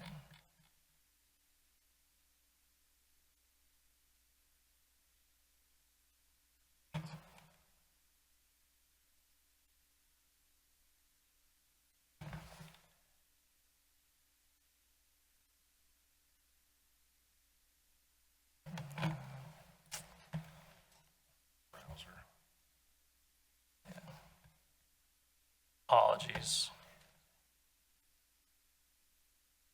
While they're looking, can I just address you with one other thing I thought of? During and it's related to these trees. While we are amenable to putting up some trees that don't change the nature of the golf course where we can, we have to be careful with the smaller trees, because for the smaller trees to live, we might have to cut down some of the bigger trees, which are healthy. And I think, I know this board well enough to know that you listen carefully and you listen to all the witnesses, but some of the witnesses wanted the big trees and some of them wanted the smaller trees.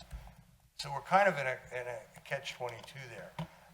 As I said, the whole issue of that tree line and that fence line and balls going over into the yard is part of an active litigation in Delaware County Court of Common Pleas, and really not part of this action. So Yeah, in Mr. addition to what we're going to do that you folks and your Shade Tree Commission say, we're going to do what the court tells us to do too. Right, and that's part of my question to you, Mr. Kelly. And I understand that there was multiple public comments tonight, and some people wanted more trees, some people wanted less trees. There was some. I just want to make sure that we have very specifically stated what the actual plan is for that stretch along the 9th fairway. Understood. And with the Shade Tree Commission coordination, we'll absolutely have a full replacement plan that will show exactly where all those trees are being implemented. And like Jim just mentioned, the 9th green litigation will determine what ultimately goes on in that area, but we will amend that accordingly. Well, So, I'm sorry. okay, so I guess my question is there a plan now along the 9th fairway to include some of these 105 trees to that 9th fairway? As of now, it's not in that location. And then, obviously there was some discussion from multiple public comments tonight about the fencing area along the 9th fairway. I don't know if there was reaction to that from. Yeah, I mean, the fence is an old fence. It's been there for a long time. But again, it's really not part of this project. I mean, we're not going near the ninth hole at all. And even the sidewalk that we talked about, and we're going to give a substantial fee in lieu for that. So the fence is really not, we don't believe it's at a point where it needs to be replaced yet, or that the expense would justify it at this point. Given the other, we're going to, again, with the trees, we're waiting for them to come back with us and walk or get a cart and go around the course. See, where do you want all these 100, and if it's more than 105, we're not adverse to putting more in. But we're spending an awful lot of money in other areas that don't involve the pool and the parking, which is what we're here for. Well, Mr.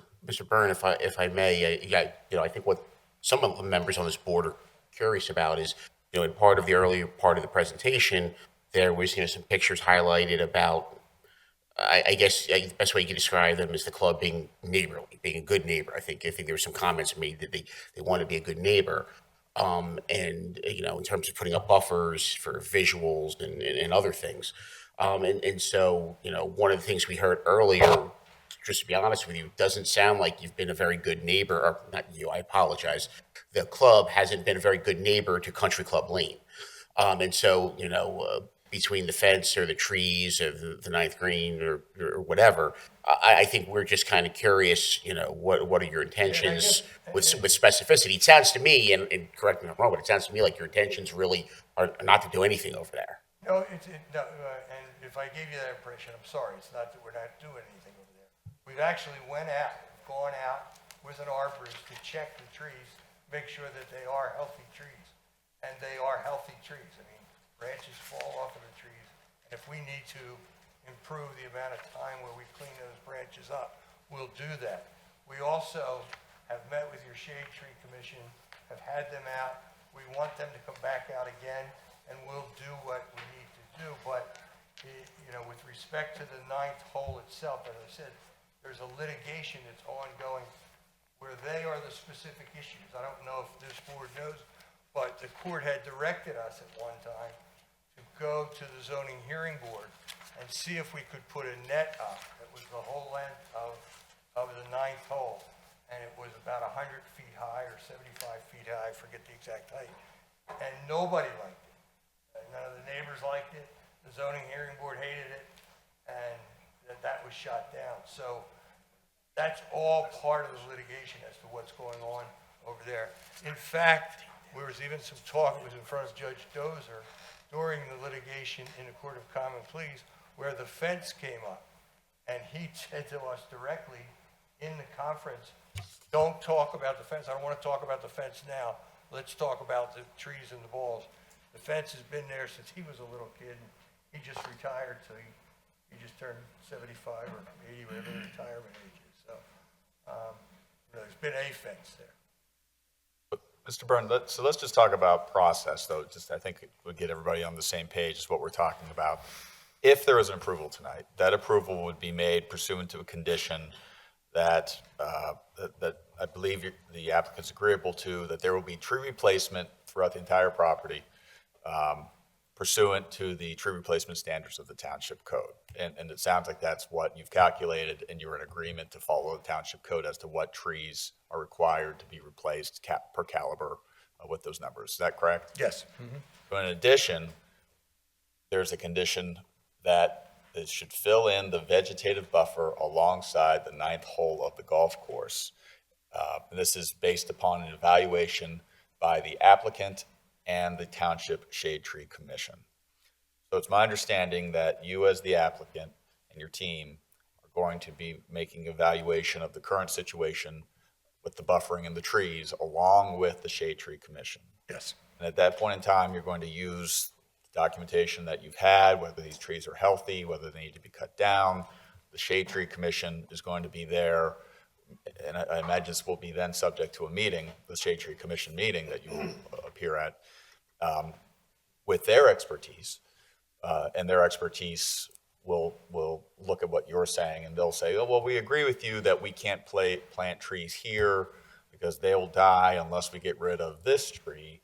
And both you and the Shade Tree Commission will come to an agreement to their satisfaction to fill in that vegetative buffer. And maybe that would require moving some trees, some branches, maybe it will require moving or planting some small trees here, but ultimately that buffer, as a condition of approval, is going to be made to the satisfaction of the Shade Tree Commission, that then our township planner and our township engineer, whoever reviews those plans, is going to review and make sure that the plans are revised prior to recording that's in line with the recommendations of the Shade Tree Commission along that 9th hole. Is that correct?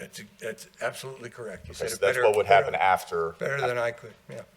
So I just make sure that we understand. I know that there's a little confusion as to will it or will not, who's going to make that determination, but it's my understanding that the board's desiring to sort of rely on its citizen board with the expertise on the Shade Tree Commission to see what is appropriate to have a proper vegetative buffer at that location.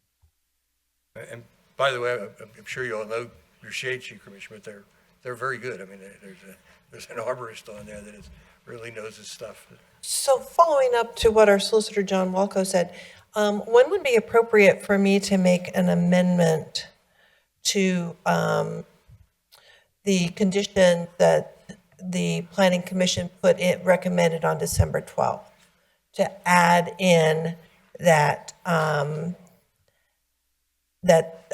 our township engineer will make sure that all these conditions have been fulfilled after review? I believe if the applicant's agreeable to adding that language, which is essentially, I think as I just mentioned, yes, that the engineer, which I believe is going to happen anyways, right. That the engineer, and I'd also say that the township director of planning would be satisfied with the buffer based upon the Shade Tree's recommendation, and that it's in line with the Shade Tree's recommendation as well. Yeah, we have had a good line of communication with but everyone. ultimately we will bring them out before.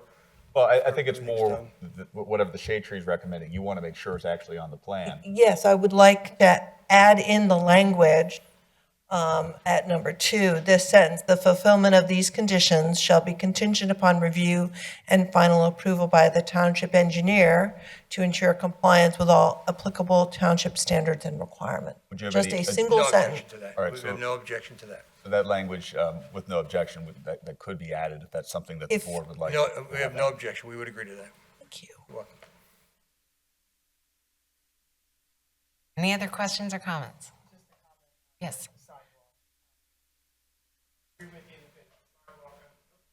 That there's a sidewalk on the other side of the street and that there's crossing guards.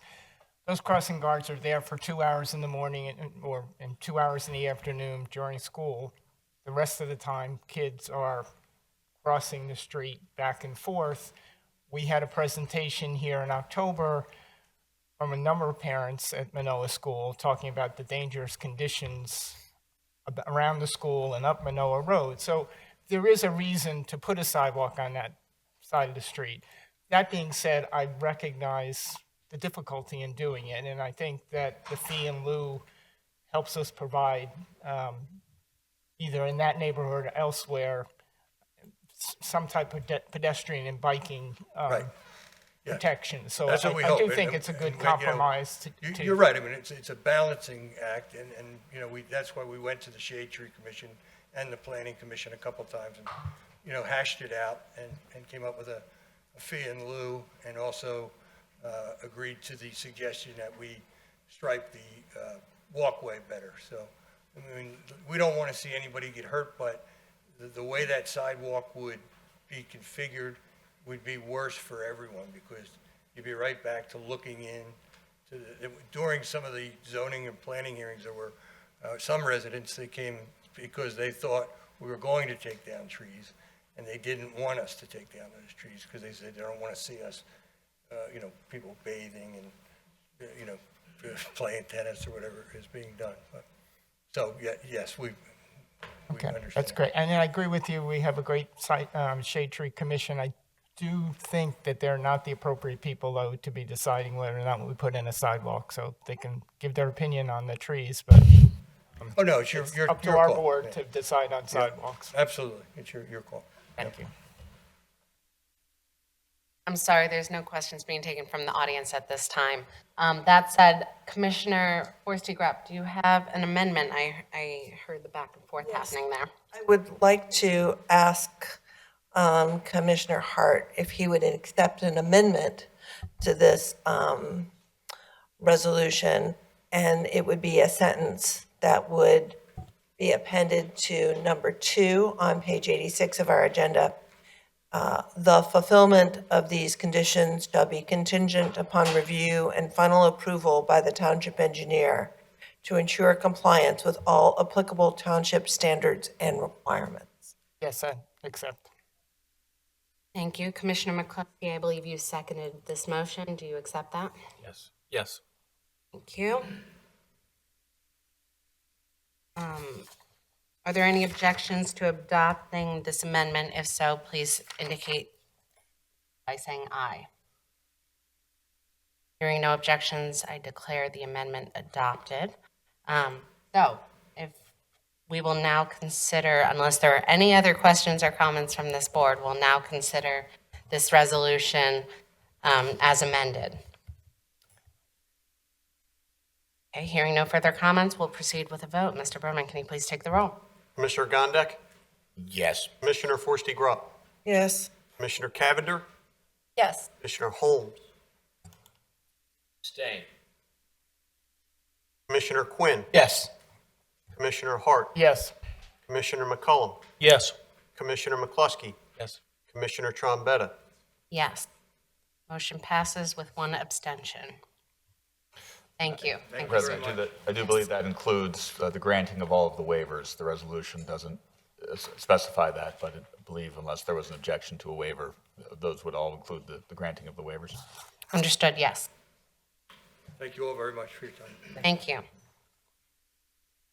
We've now exhausted the resolution portion of our meeting and move on to 2 contract awards for the library. Library Construction Manager, Mr. Ken Matthews, is present this evening to address these 2 contract awards on our agenda. I see Brandon Petray is here as well. Hello, good evening. If you could just offer the commissioners and the public an explanation about the contract awards under consideration this evening, we'd greatly appreciate it. Thank you. Go ahead, Randy, why don't you explain the changes? Sure, so, I'm sorry, can you hear me? Yep, you're on. Is your light on? So, there are 2 change orders for the general contractor. The first is in the amount of roughly $23,000 for additional site work needed for the sanitary and storm tie-in, as coordinated with Pannoni for the building systems. And then there is 2 change orders for the general contractor as well as the electrical contractor for the construction of 1 Mill Road, the parking lot. For the GC, it's $176,000 and roughly $59,000 for the electrical contractor. Excuse me. And then some additional light fixtures at the elevator shaft in the amount of around $6,500 for the front of the building. Sorry. 65,000. 6,500. No, 59,000 plus 6,500. Okay. And 1 Mill Road, there's a charging station going in there, or? infrastructure for the charging station. Okay. The township will be providing the EV stations. Is there a charging station across the street at the library, or will there be? Infrastructure for charging stations as well. Okay, thank you. And just for future proofing. Any other questions or comments? We're still operating within our contingency. Yeah, so the project financially is healthy at this point. Obviously, we're getting near the end, and we'll have a little update after you go through the change orders. But there's about $150,000 left of project contingency. So really, for where we are, there might be a few more small items as we finish the project, things from moving or furniture or even little detailing, but we don't anticipate that to be much. And then there's about a little over $100,000 left in allowances that are built into the contract. So financially, the project's in good shape at this point. Thank you. I'll now hear, I'm sorry. Can you give an update about the exterior that was delayed? Just a little bit of information for our community. Sure. So, overall, the project's in good shape. The exterior is taking longer than it should have by a few months, and that was really pushed out by steel. But the inside of the building is moving along well, so you can see that protection is allowing it to still be weatherproof, albeit not great with the cold weather, but they have temporary heaters inside, so work's continued, taping, spackling, painting, all of those things. So we're going to be coming back to you next month. We do feel, after further discussions, to give the GC a little bit more time to finish the project. Not a lot, but it's not really going to affect anything. We're still projected. There's no firm date with the library yet for opening, but it's still, going to be end of April, May. It's still projected for that time frame, but don't really want to lock that in until we know. There's still some materials that need to get to the site and really lock all that in. But furniture that you all approved, that's all on order. That's coming by mid-March as it originally was scheduled. So really, things really haven't changed much, but we do feel that it is going to be important to give the contractors just a few more weeks. So we'll be finalizing that and then coming to you next month to approve that as a zero-cost change order. And how is the installation of all that AV and computer equipment coming along? So that's all, we're finalizing some of the, AV's been released, so that's all teed up to be done. That would be done in April. Really want the space to be clean and done for the installation of that. And then some of the IT equipment, we're releasing it actually probably in the next week or 2 weeks, which is plenty of time for the, the Wi-Fi points and all of those things. So all that will be done in late March, early April as well. I'm sure the community is very, very excited to hear these updates that Yes. our library will be hopefully open before the school children are out. We wish this glass was here a little sooner. It's a special glass. It has to get a special coating on it. So it's out in Indiana right now, and it's expected to be here hopefully by early February. Wonderful, So thank you. the tarps should be gone by mid-February. Thank you. Any further questions or comments? Hearing none, I'll now entertain a motion for the first change order.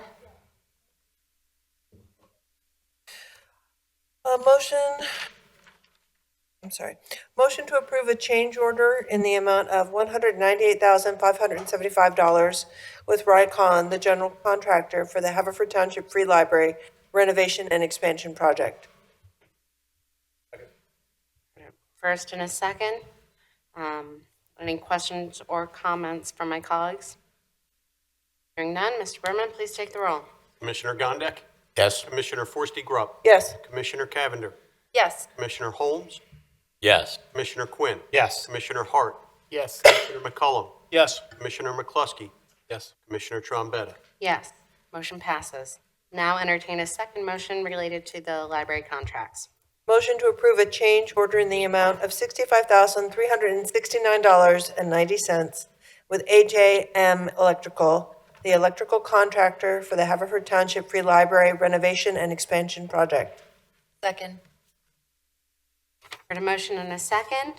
Are there any questions or comments from my colleagues on this board?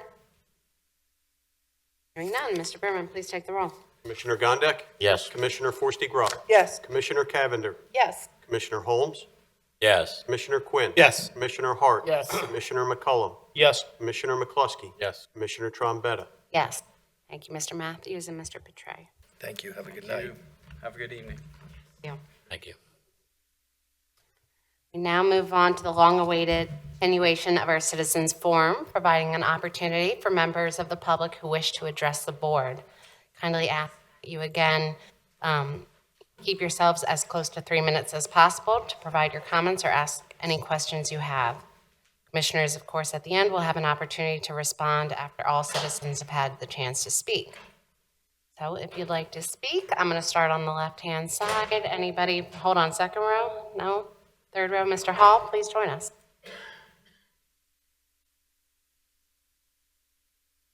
Good evening, Todd Hall. I live in the Second Ward. Briefly on the matter of the Lanark Country Club, I've abstained from much public comment on it, mostly because I'm on the odd side of the street. One thing that was brought to my attention by a neighbor during the recess was I would hope that during the work being done, there would be good pest control management in place because the disturbance of the earth would cause some movement in that regard. I'm here to give my appreciation for our Public Works Department. For the east side of Eagle Road Zone, we recently had 2 very busy Fridays. We had a Wednesday that was off for the Christmas holiday, followed by a Wednesday off for the New Year's holiday. And when they were working on the Fridays, they had to contend with the backlog from that, with holiday trash, with that comes from presents and gatherings, with the cold weather. So I appreciate their efforts in the past, and as always. Also, a note of appreciation for the crossing guards in our township, especially a situation I encountered recently. I was talking with Miss Rhonda about my efforts, which were successful, in getting a commercial property owner at the southeast corner of an intersection to cut back a tree for better visibility.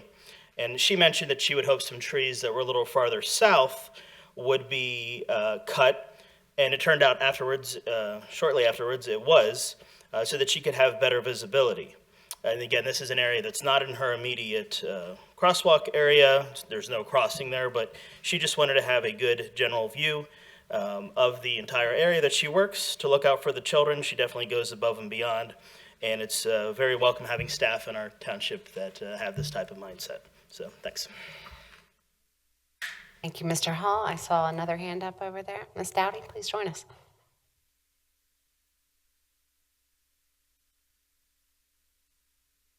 Good evening. My name is Dory Dowdy. I live in the 6th Ward.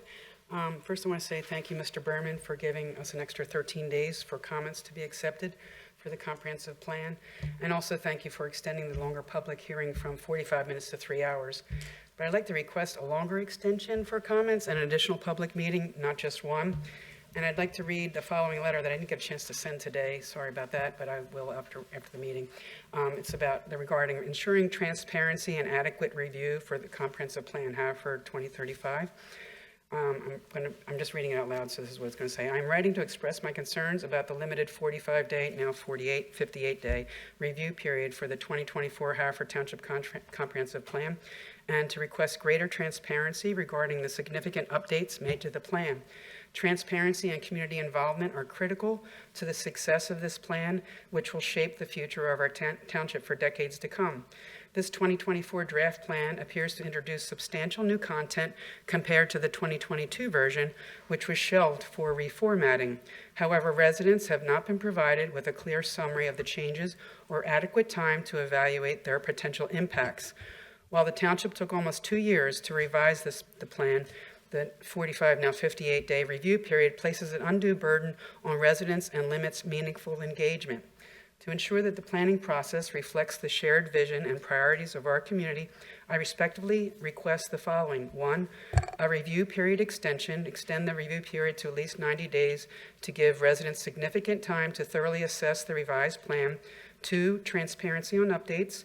Publish a detailed summary of the changes between the 2022 and the 2024 drafts, including the rationale behind new content and how public feedback informed these updates. And 3, public hearings for engagement, which we have 1, but I feel like we need more than that. Schedule additional public hearings to allow residents to ask questions, provide feedback, and engage directly with township officials and planners.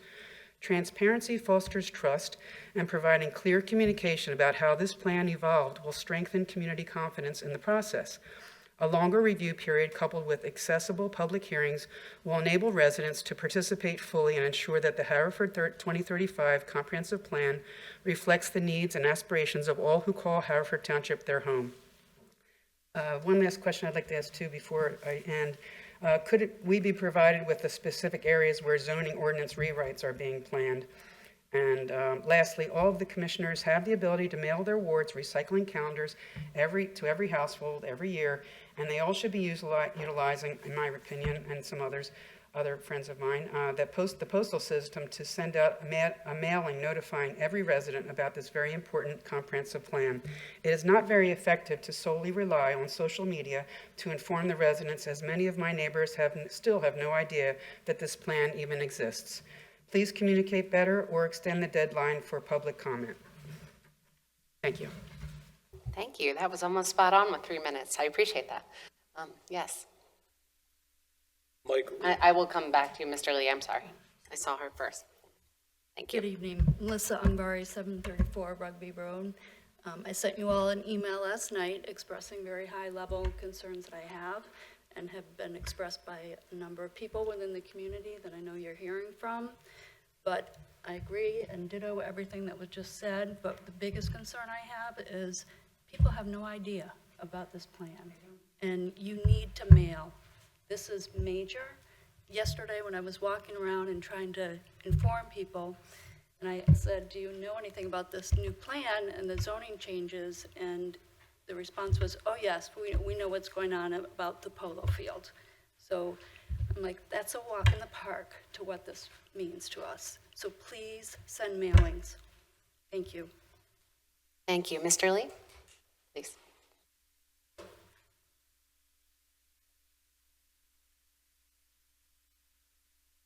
Hi, my name is Michael Lee. I live at 304 Fairlamb Avenue.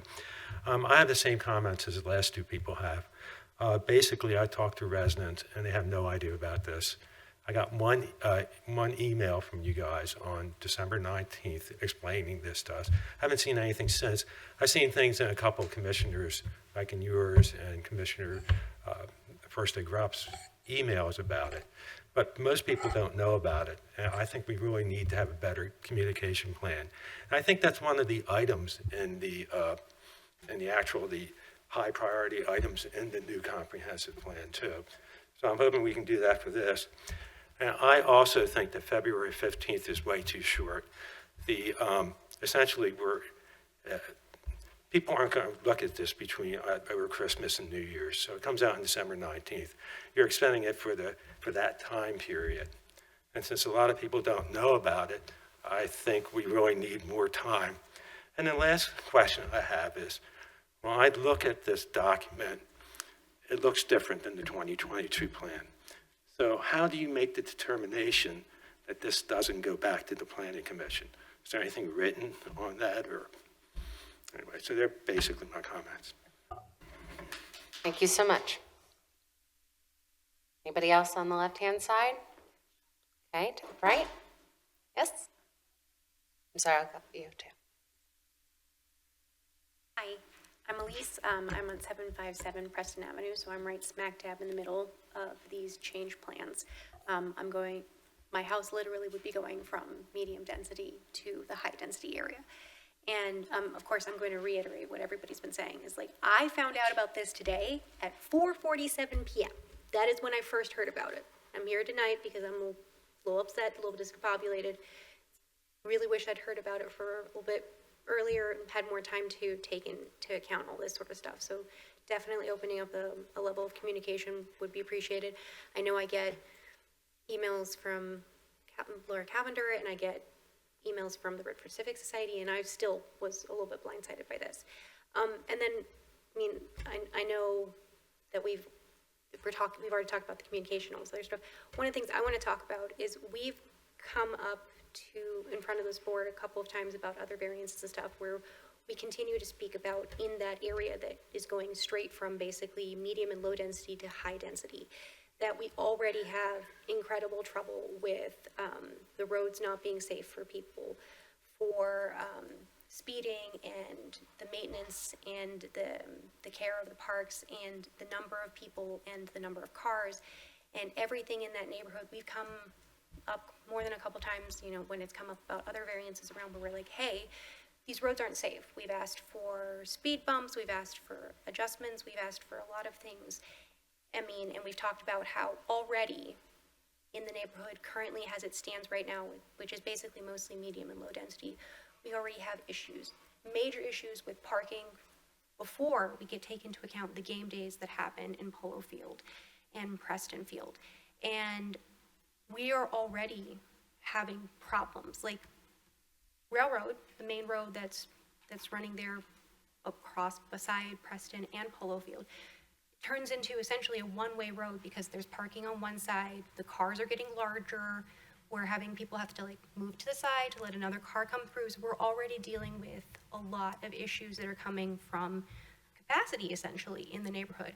So how are you guys going to account, and what made you guys decide to, or what made with these changes with going from medium and low density to high density, how are you guys accounting for that?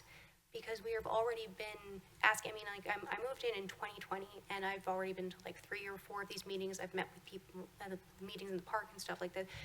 It's a continuous issue and we're continually trying to get these things fixed. So what this plan to me, when I'm looking at it, going from essentially 4 or 5 roads are going from like low and medium density to high density, there doesn't appear to be any plan on how to maintain an actual livable space. It's already a little bit hard to do the walking. It's already a little bit hard to live there with the number of cars and people and things. So this doesn't seem to have been a thought process perhaps when this switch was happening. And so that's something that I would like to hear an answer on. And I'm gonna go ahead and send an email about it later. But that's a huge change. And I mean, I just want to know why the decision was made, and especially why these streets. Because there's a lot of other places that are already pretty close to high density despite being a medium density area. So like, why these 4 streets being the ones that are going to be majorly affected? And therefore, of course, one of the things I'm worried about is possibly affecting my property value, or essentially possibly chasing me out of the neighborhood. Because I've already talked to a couple of people that I've kind of talked to who are like, okay, well, I guess we're going to have to rent the house or we're going to have to move. Because that's a major possibility for most of the people who are living in the specific areas that are going from low density, medium density to high density. So if I could just ask you guys to discuss this and provide more information for it, because this is something that we need an answer for. Thank you. Thank you so much for coming out. Mr. Ramona? Thank you.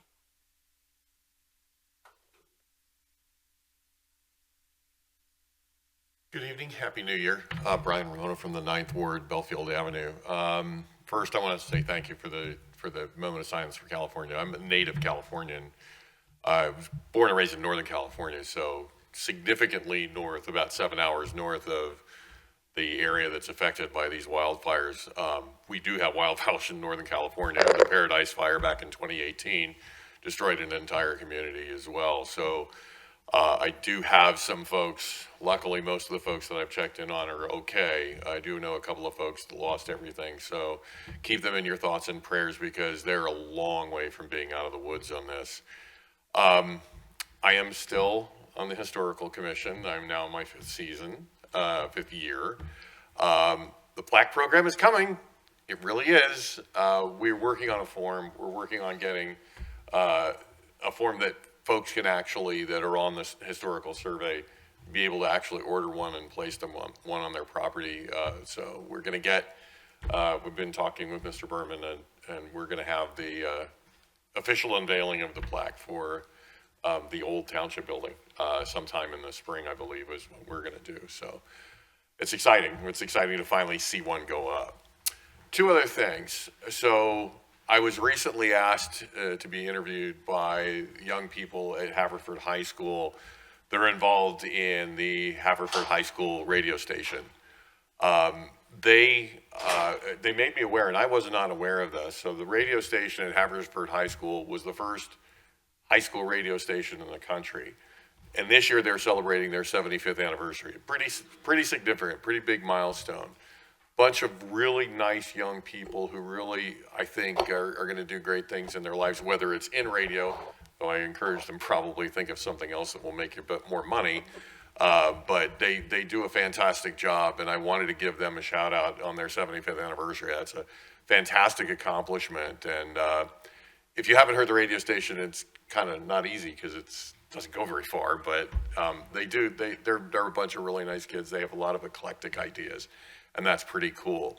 And on a side note, the woman who runs the program, who's the advisor, Mary Beth Ryan, she let me know that her son, you may remember Shane Ryan, he was a swimmer here at Haverford High School, graduated a year before my stepson, I believe in 2012.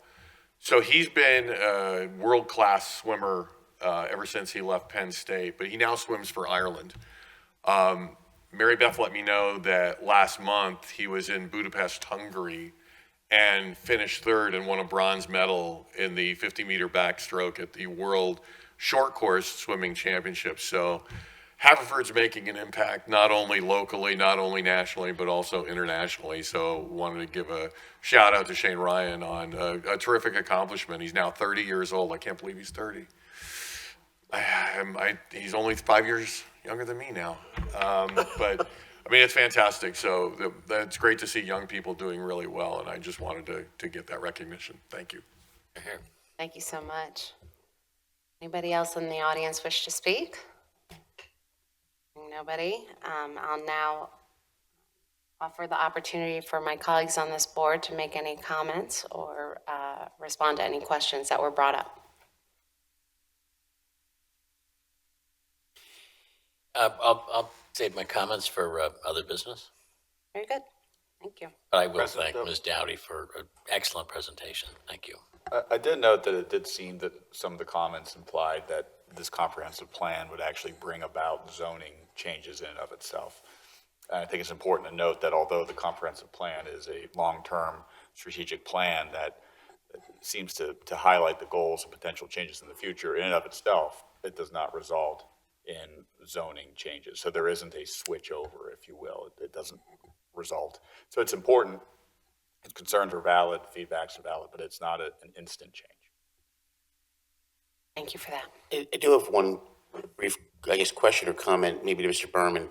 There's been talk about the 45-day window, and correct me if I'm wrong, but the 45-day window, that was created originally because that's the legal minimum requirement for the public notice on what we're doing, that we as a board or as a township can extend that as necessary, as long or as many times as we deem fit, based on such things as maybe the results of the public meeting coming up, or the level of feedback received independently from the residents. Is that correct?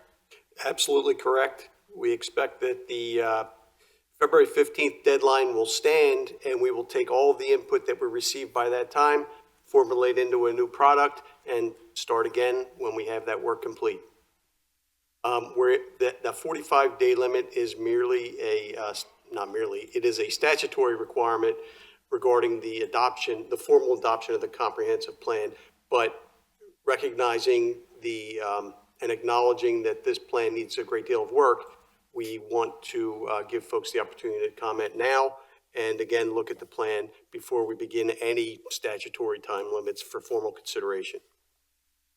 So, I was going to say, correct me if I'm wrong, that and I just want to know for my own edification, if we, at the end of the February deadline to solicit information, we say there's modifications made to the plan, does that then restart a new 45-day calendar clock or no? We're not going to go and restart that 45-day clock until we have this plan in a position where the board and the residents are comfortable, but obviously the board. But there would be a 45-day clock, another one at some point. Ultimately, but It's not going to be a 45-day clock. We're going to give folks ample opportunity for comment. Okay, thank you.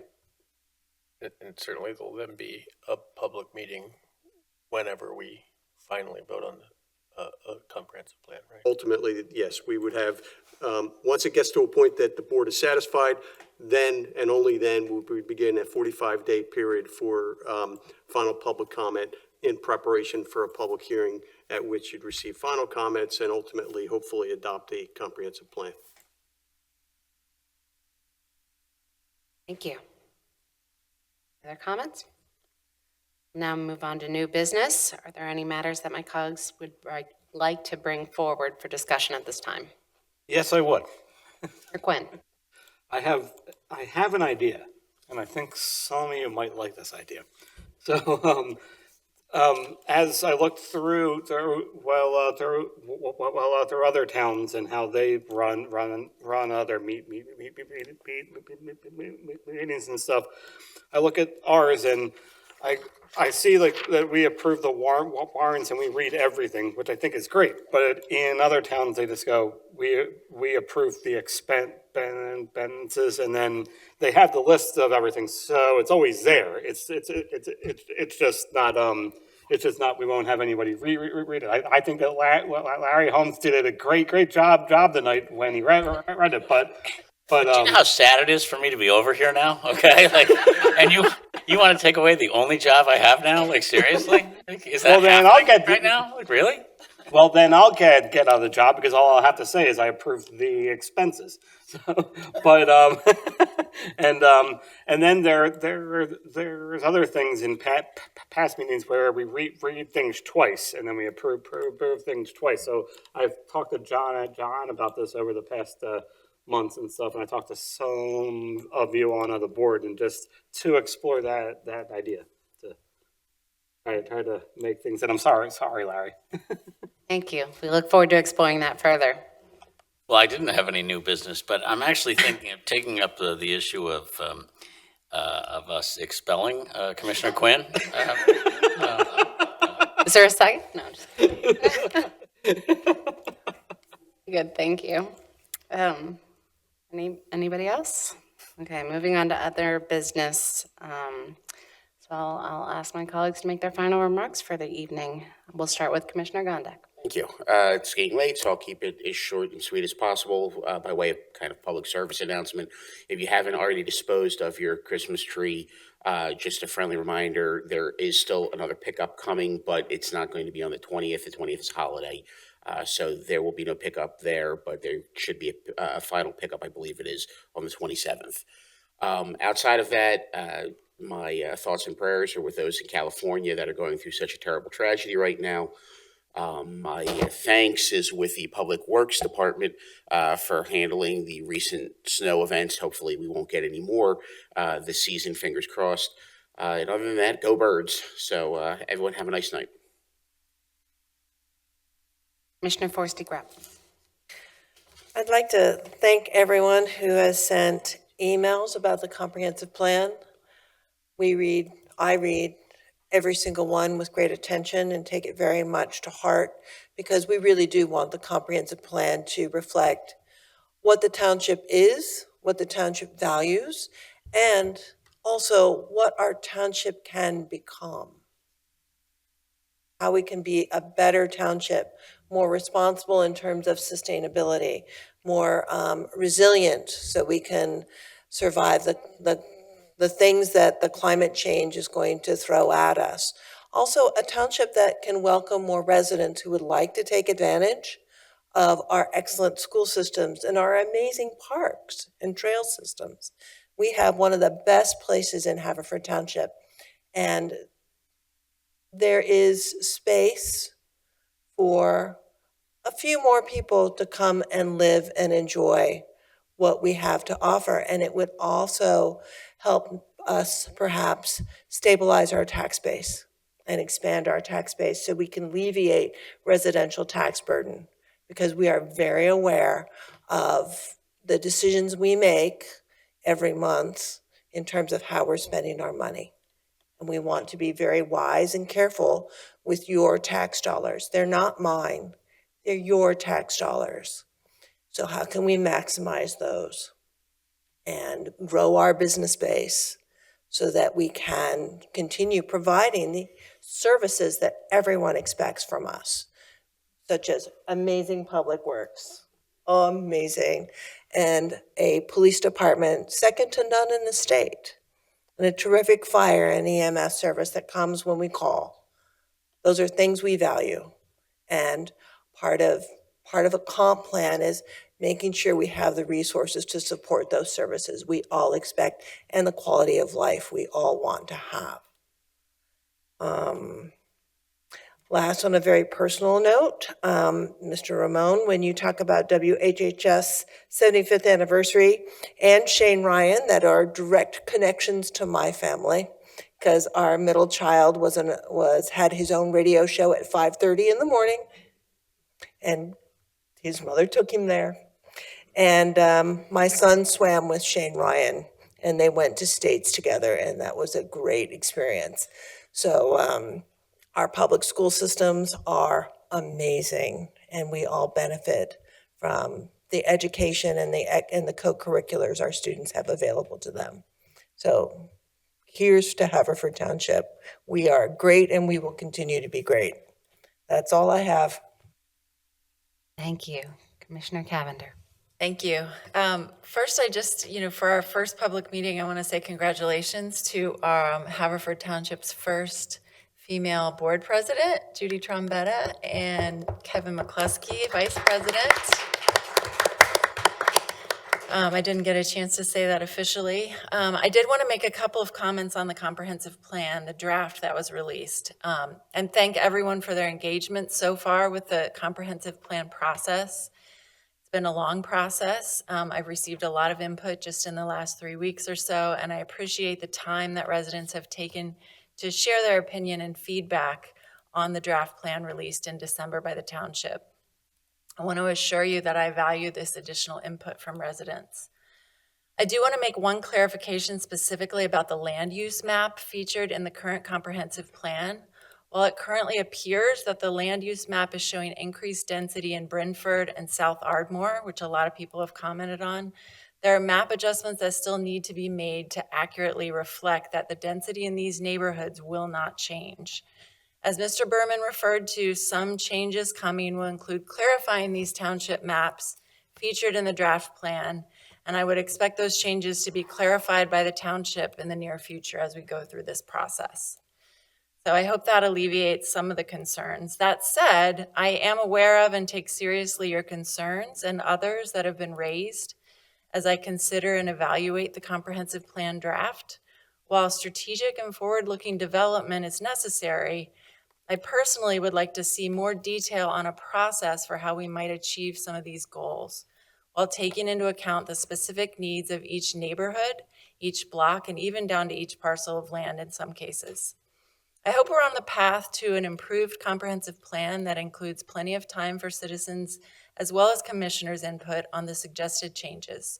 I look forward to working together on these issues, which are vitally important to the 5th Ward as well as to the township as a whole. That's all I have. Oh, wait, I'm sorry, I have one more thing. My next page here. That was it on the comprehensive plan. Tomorrow night, PICO is hosting a public meeting virtually on the Bryn Mawr substation expansion. This affects residents in the Coopertown neighborhood, and if you live near Landover Road. They're hosting a virtual public meeting tomorrow at 6. They're currently in the planning stages of upgrading their equipment and expanding the substation. And it's a chance to hear from PICO about this project, the timing, the work details. If you would like to attend this meeting, you can email Michael Herman at Exelon. It's michael.herman, Herman, at exeloncorp.com for the Zoom meeting details, or you could reach out to our township staff, and I'm sure they'll be happy to send it along as well. That's all I have. Thank you. Thank you, Commissioner Cavender. Commissioner Holmes. For those paying attention, the Rams currently lead the Vikings 24-3 at the half. Obviously, this is a game that matters to folks who care about next week's game. So if this keeps up, we'll be playing the Rams. I'm going to switch from football to baseball. Baseball, for those of you who know it, this will sound redundant, but for those of you who don't, a pitcher's mound is exactly 60 feet, 6 inches from the plate. And there are all sorts of stories of coaches putting their arm around the shoulder of their star pitcher, who's just served up a a game-winning home run and say, well, for 60 feet, 5 inches, that was a great, great pitch. I say that because our goal with this comprehensive plan in December was to repackage and re-explain an excellent plan that we had from 22. And for 60 feet, 5 inches of it, it really worked, and it was a good plan. There's just a couple things in it that in some situations need better explanation, and there's some things in it that in certain situations need to be changed and corrected. We are all in the process of doing that right now and expect by a January public meeting to be offering at that meeting not only comments from the public, but certainly I will be sharing, and I imagine other commissioners will share their own comments as well on the plan. So I say that our solicitor brought up a point about zoning. The land use situation that people were concerned about is not a reflection of future zoning. It's a recharacterization of the current densities in these areas. That may be a distinction or a description that isn't necessary for us to make. I think it has caused legitimate, reasonable consternation, but may turn out to be unnecessary. And that is part of what we're addressing right now. So it is our expectation and our intention to reflect not only the input of our professional staff and the thoughts of all of us here on this board charged with, ultimately setting the policy of the board, but also incorporating, taking into account, and benefiting from the feedback we received originally from everybody when we put out the first plan, and the feedback we expect to receive with this current plan and any future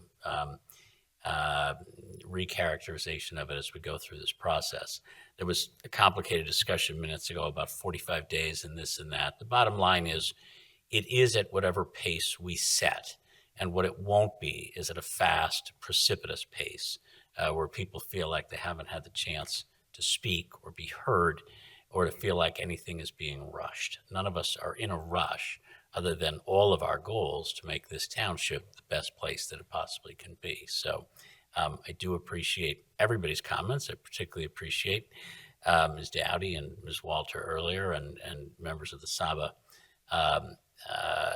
executive staff who, personally and very emphatically spoke with me about their thoughts as well. So so that's where I am right now, and I just wanted to thank you all for sticking it out, letting us know your thoughts, and letting you know how seriously we take them. So that is all I have. Thank you. Commissioner Holmes, thank you. Commissioner Quinn. Yes, I would like to thank everybody that has mailed us, everybody that comes to these and speaks to all of us about the comp plan. And as everybody said, your voice will be heard, and I think that's the most important thing that we can say. And the next most important thing is I'll end it with go birds. Thank you, Commissioner Hart. In keeping with Commissioner Quinn's initiative for shorter meetings, I have nothing to add. We thank you. Commissioner McCollum. Yeah, just two quick things. Last night while walking my dog close to midnight, I came upon two of our officers that were processing a stolen vehicle that was dumped right up the street from my house. And one of the officers grabbed me, and he recognized me, and he said, "Please tell your constituents to lock your car doors." There was dozens of vehicles entered in the Pilgrim Garden section as well as other sections this morning. So please lock your car doors. If you see something, call 911. The only other thing I have, I'd like to publicly give a shout out to Manoa Fire Company, who this year is celebrating 100 years of service in the township. That's all I have. Thank you, Commissioner McCollum. Commissioner McCluskey. Yeah, I want to just take a second publicly. I mean, I know we've talked a lot about the comp plan, and we'll continue to talk a lot about the comp plan, but there was a redraft that was made public, and there was a lot of people at the township that put a lot of work into that. And I just wanted to express publicly my appreciation for the work that was put in. Obviously, we're going to have a public meeting at the end of this month, and there's going to be some revisions, and that's to be expected with public comment and public concerns that have been expressed here tonight and in emails and everything like that. But there was a lot of work put in, and I think the draft it reflects a quality work product, and certainly an appreciation for everyone who had a hand in it with the township. As all of my colleagues said, though, I do look forward to public input at the January 29th, 2025 meeting. I think the timeline, I do want to reiterate just two things from emails and calls that I've gotten on this, and not necessarily to any of the comments tonight, because I think we're all in agreement that the public needs to be aware of this. The public should have every opportunity to comment and offer their opinions, and they should be taken into account. So this is more just in response to public if other people are having thoughts of the emails that I've gotten. And the first is just to reiterate what Mr. Walco said. We also need to do a better job of education as to what the comp plan will do. It will not, the moment, whenever we pass a comp plan, it does not change zoning law. Any zoning law that would have to be suggested or changed in there would have to come through a meeting and be voted on at a public meeting that we would have here. And there would obviously be then the same process we have at every meeting. There would be public comment on that specific zoning change. So I just think that needs to be taken into account. And the second thing, just to say, and some of this is to my colleagues on the board here, is that while I agree we need to have a process here and make sure the public feels like they have the opportunity to be heard, it's also incumbent on us to get this done.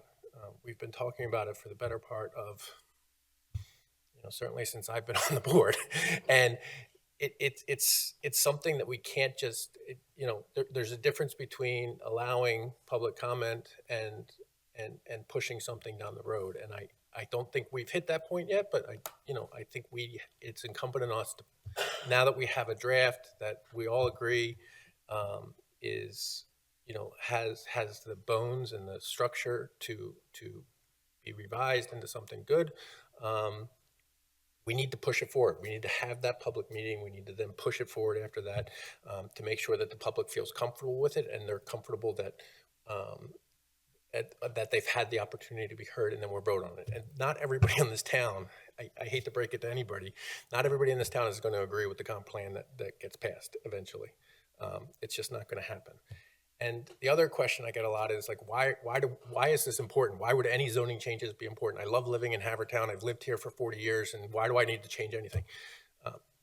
It's really just math. And I've said this at every town hall that we've had the last 5 years, going back to when we had them with Commissioner Siegel.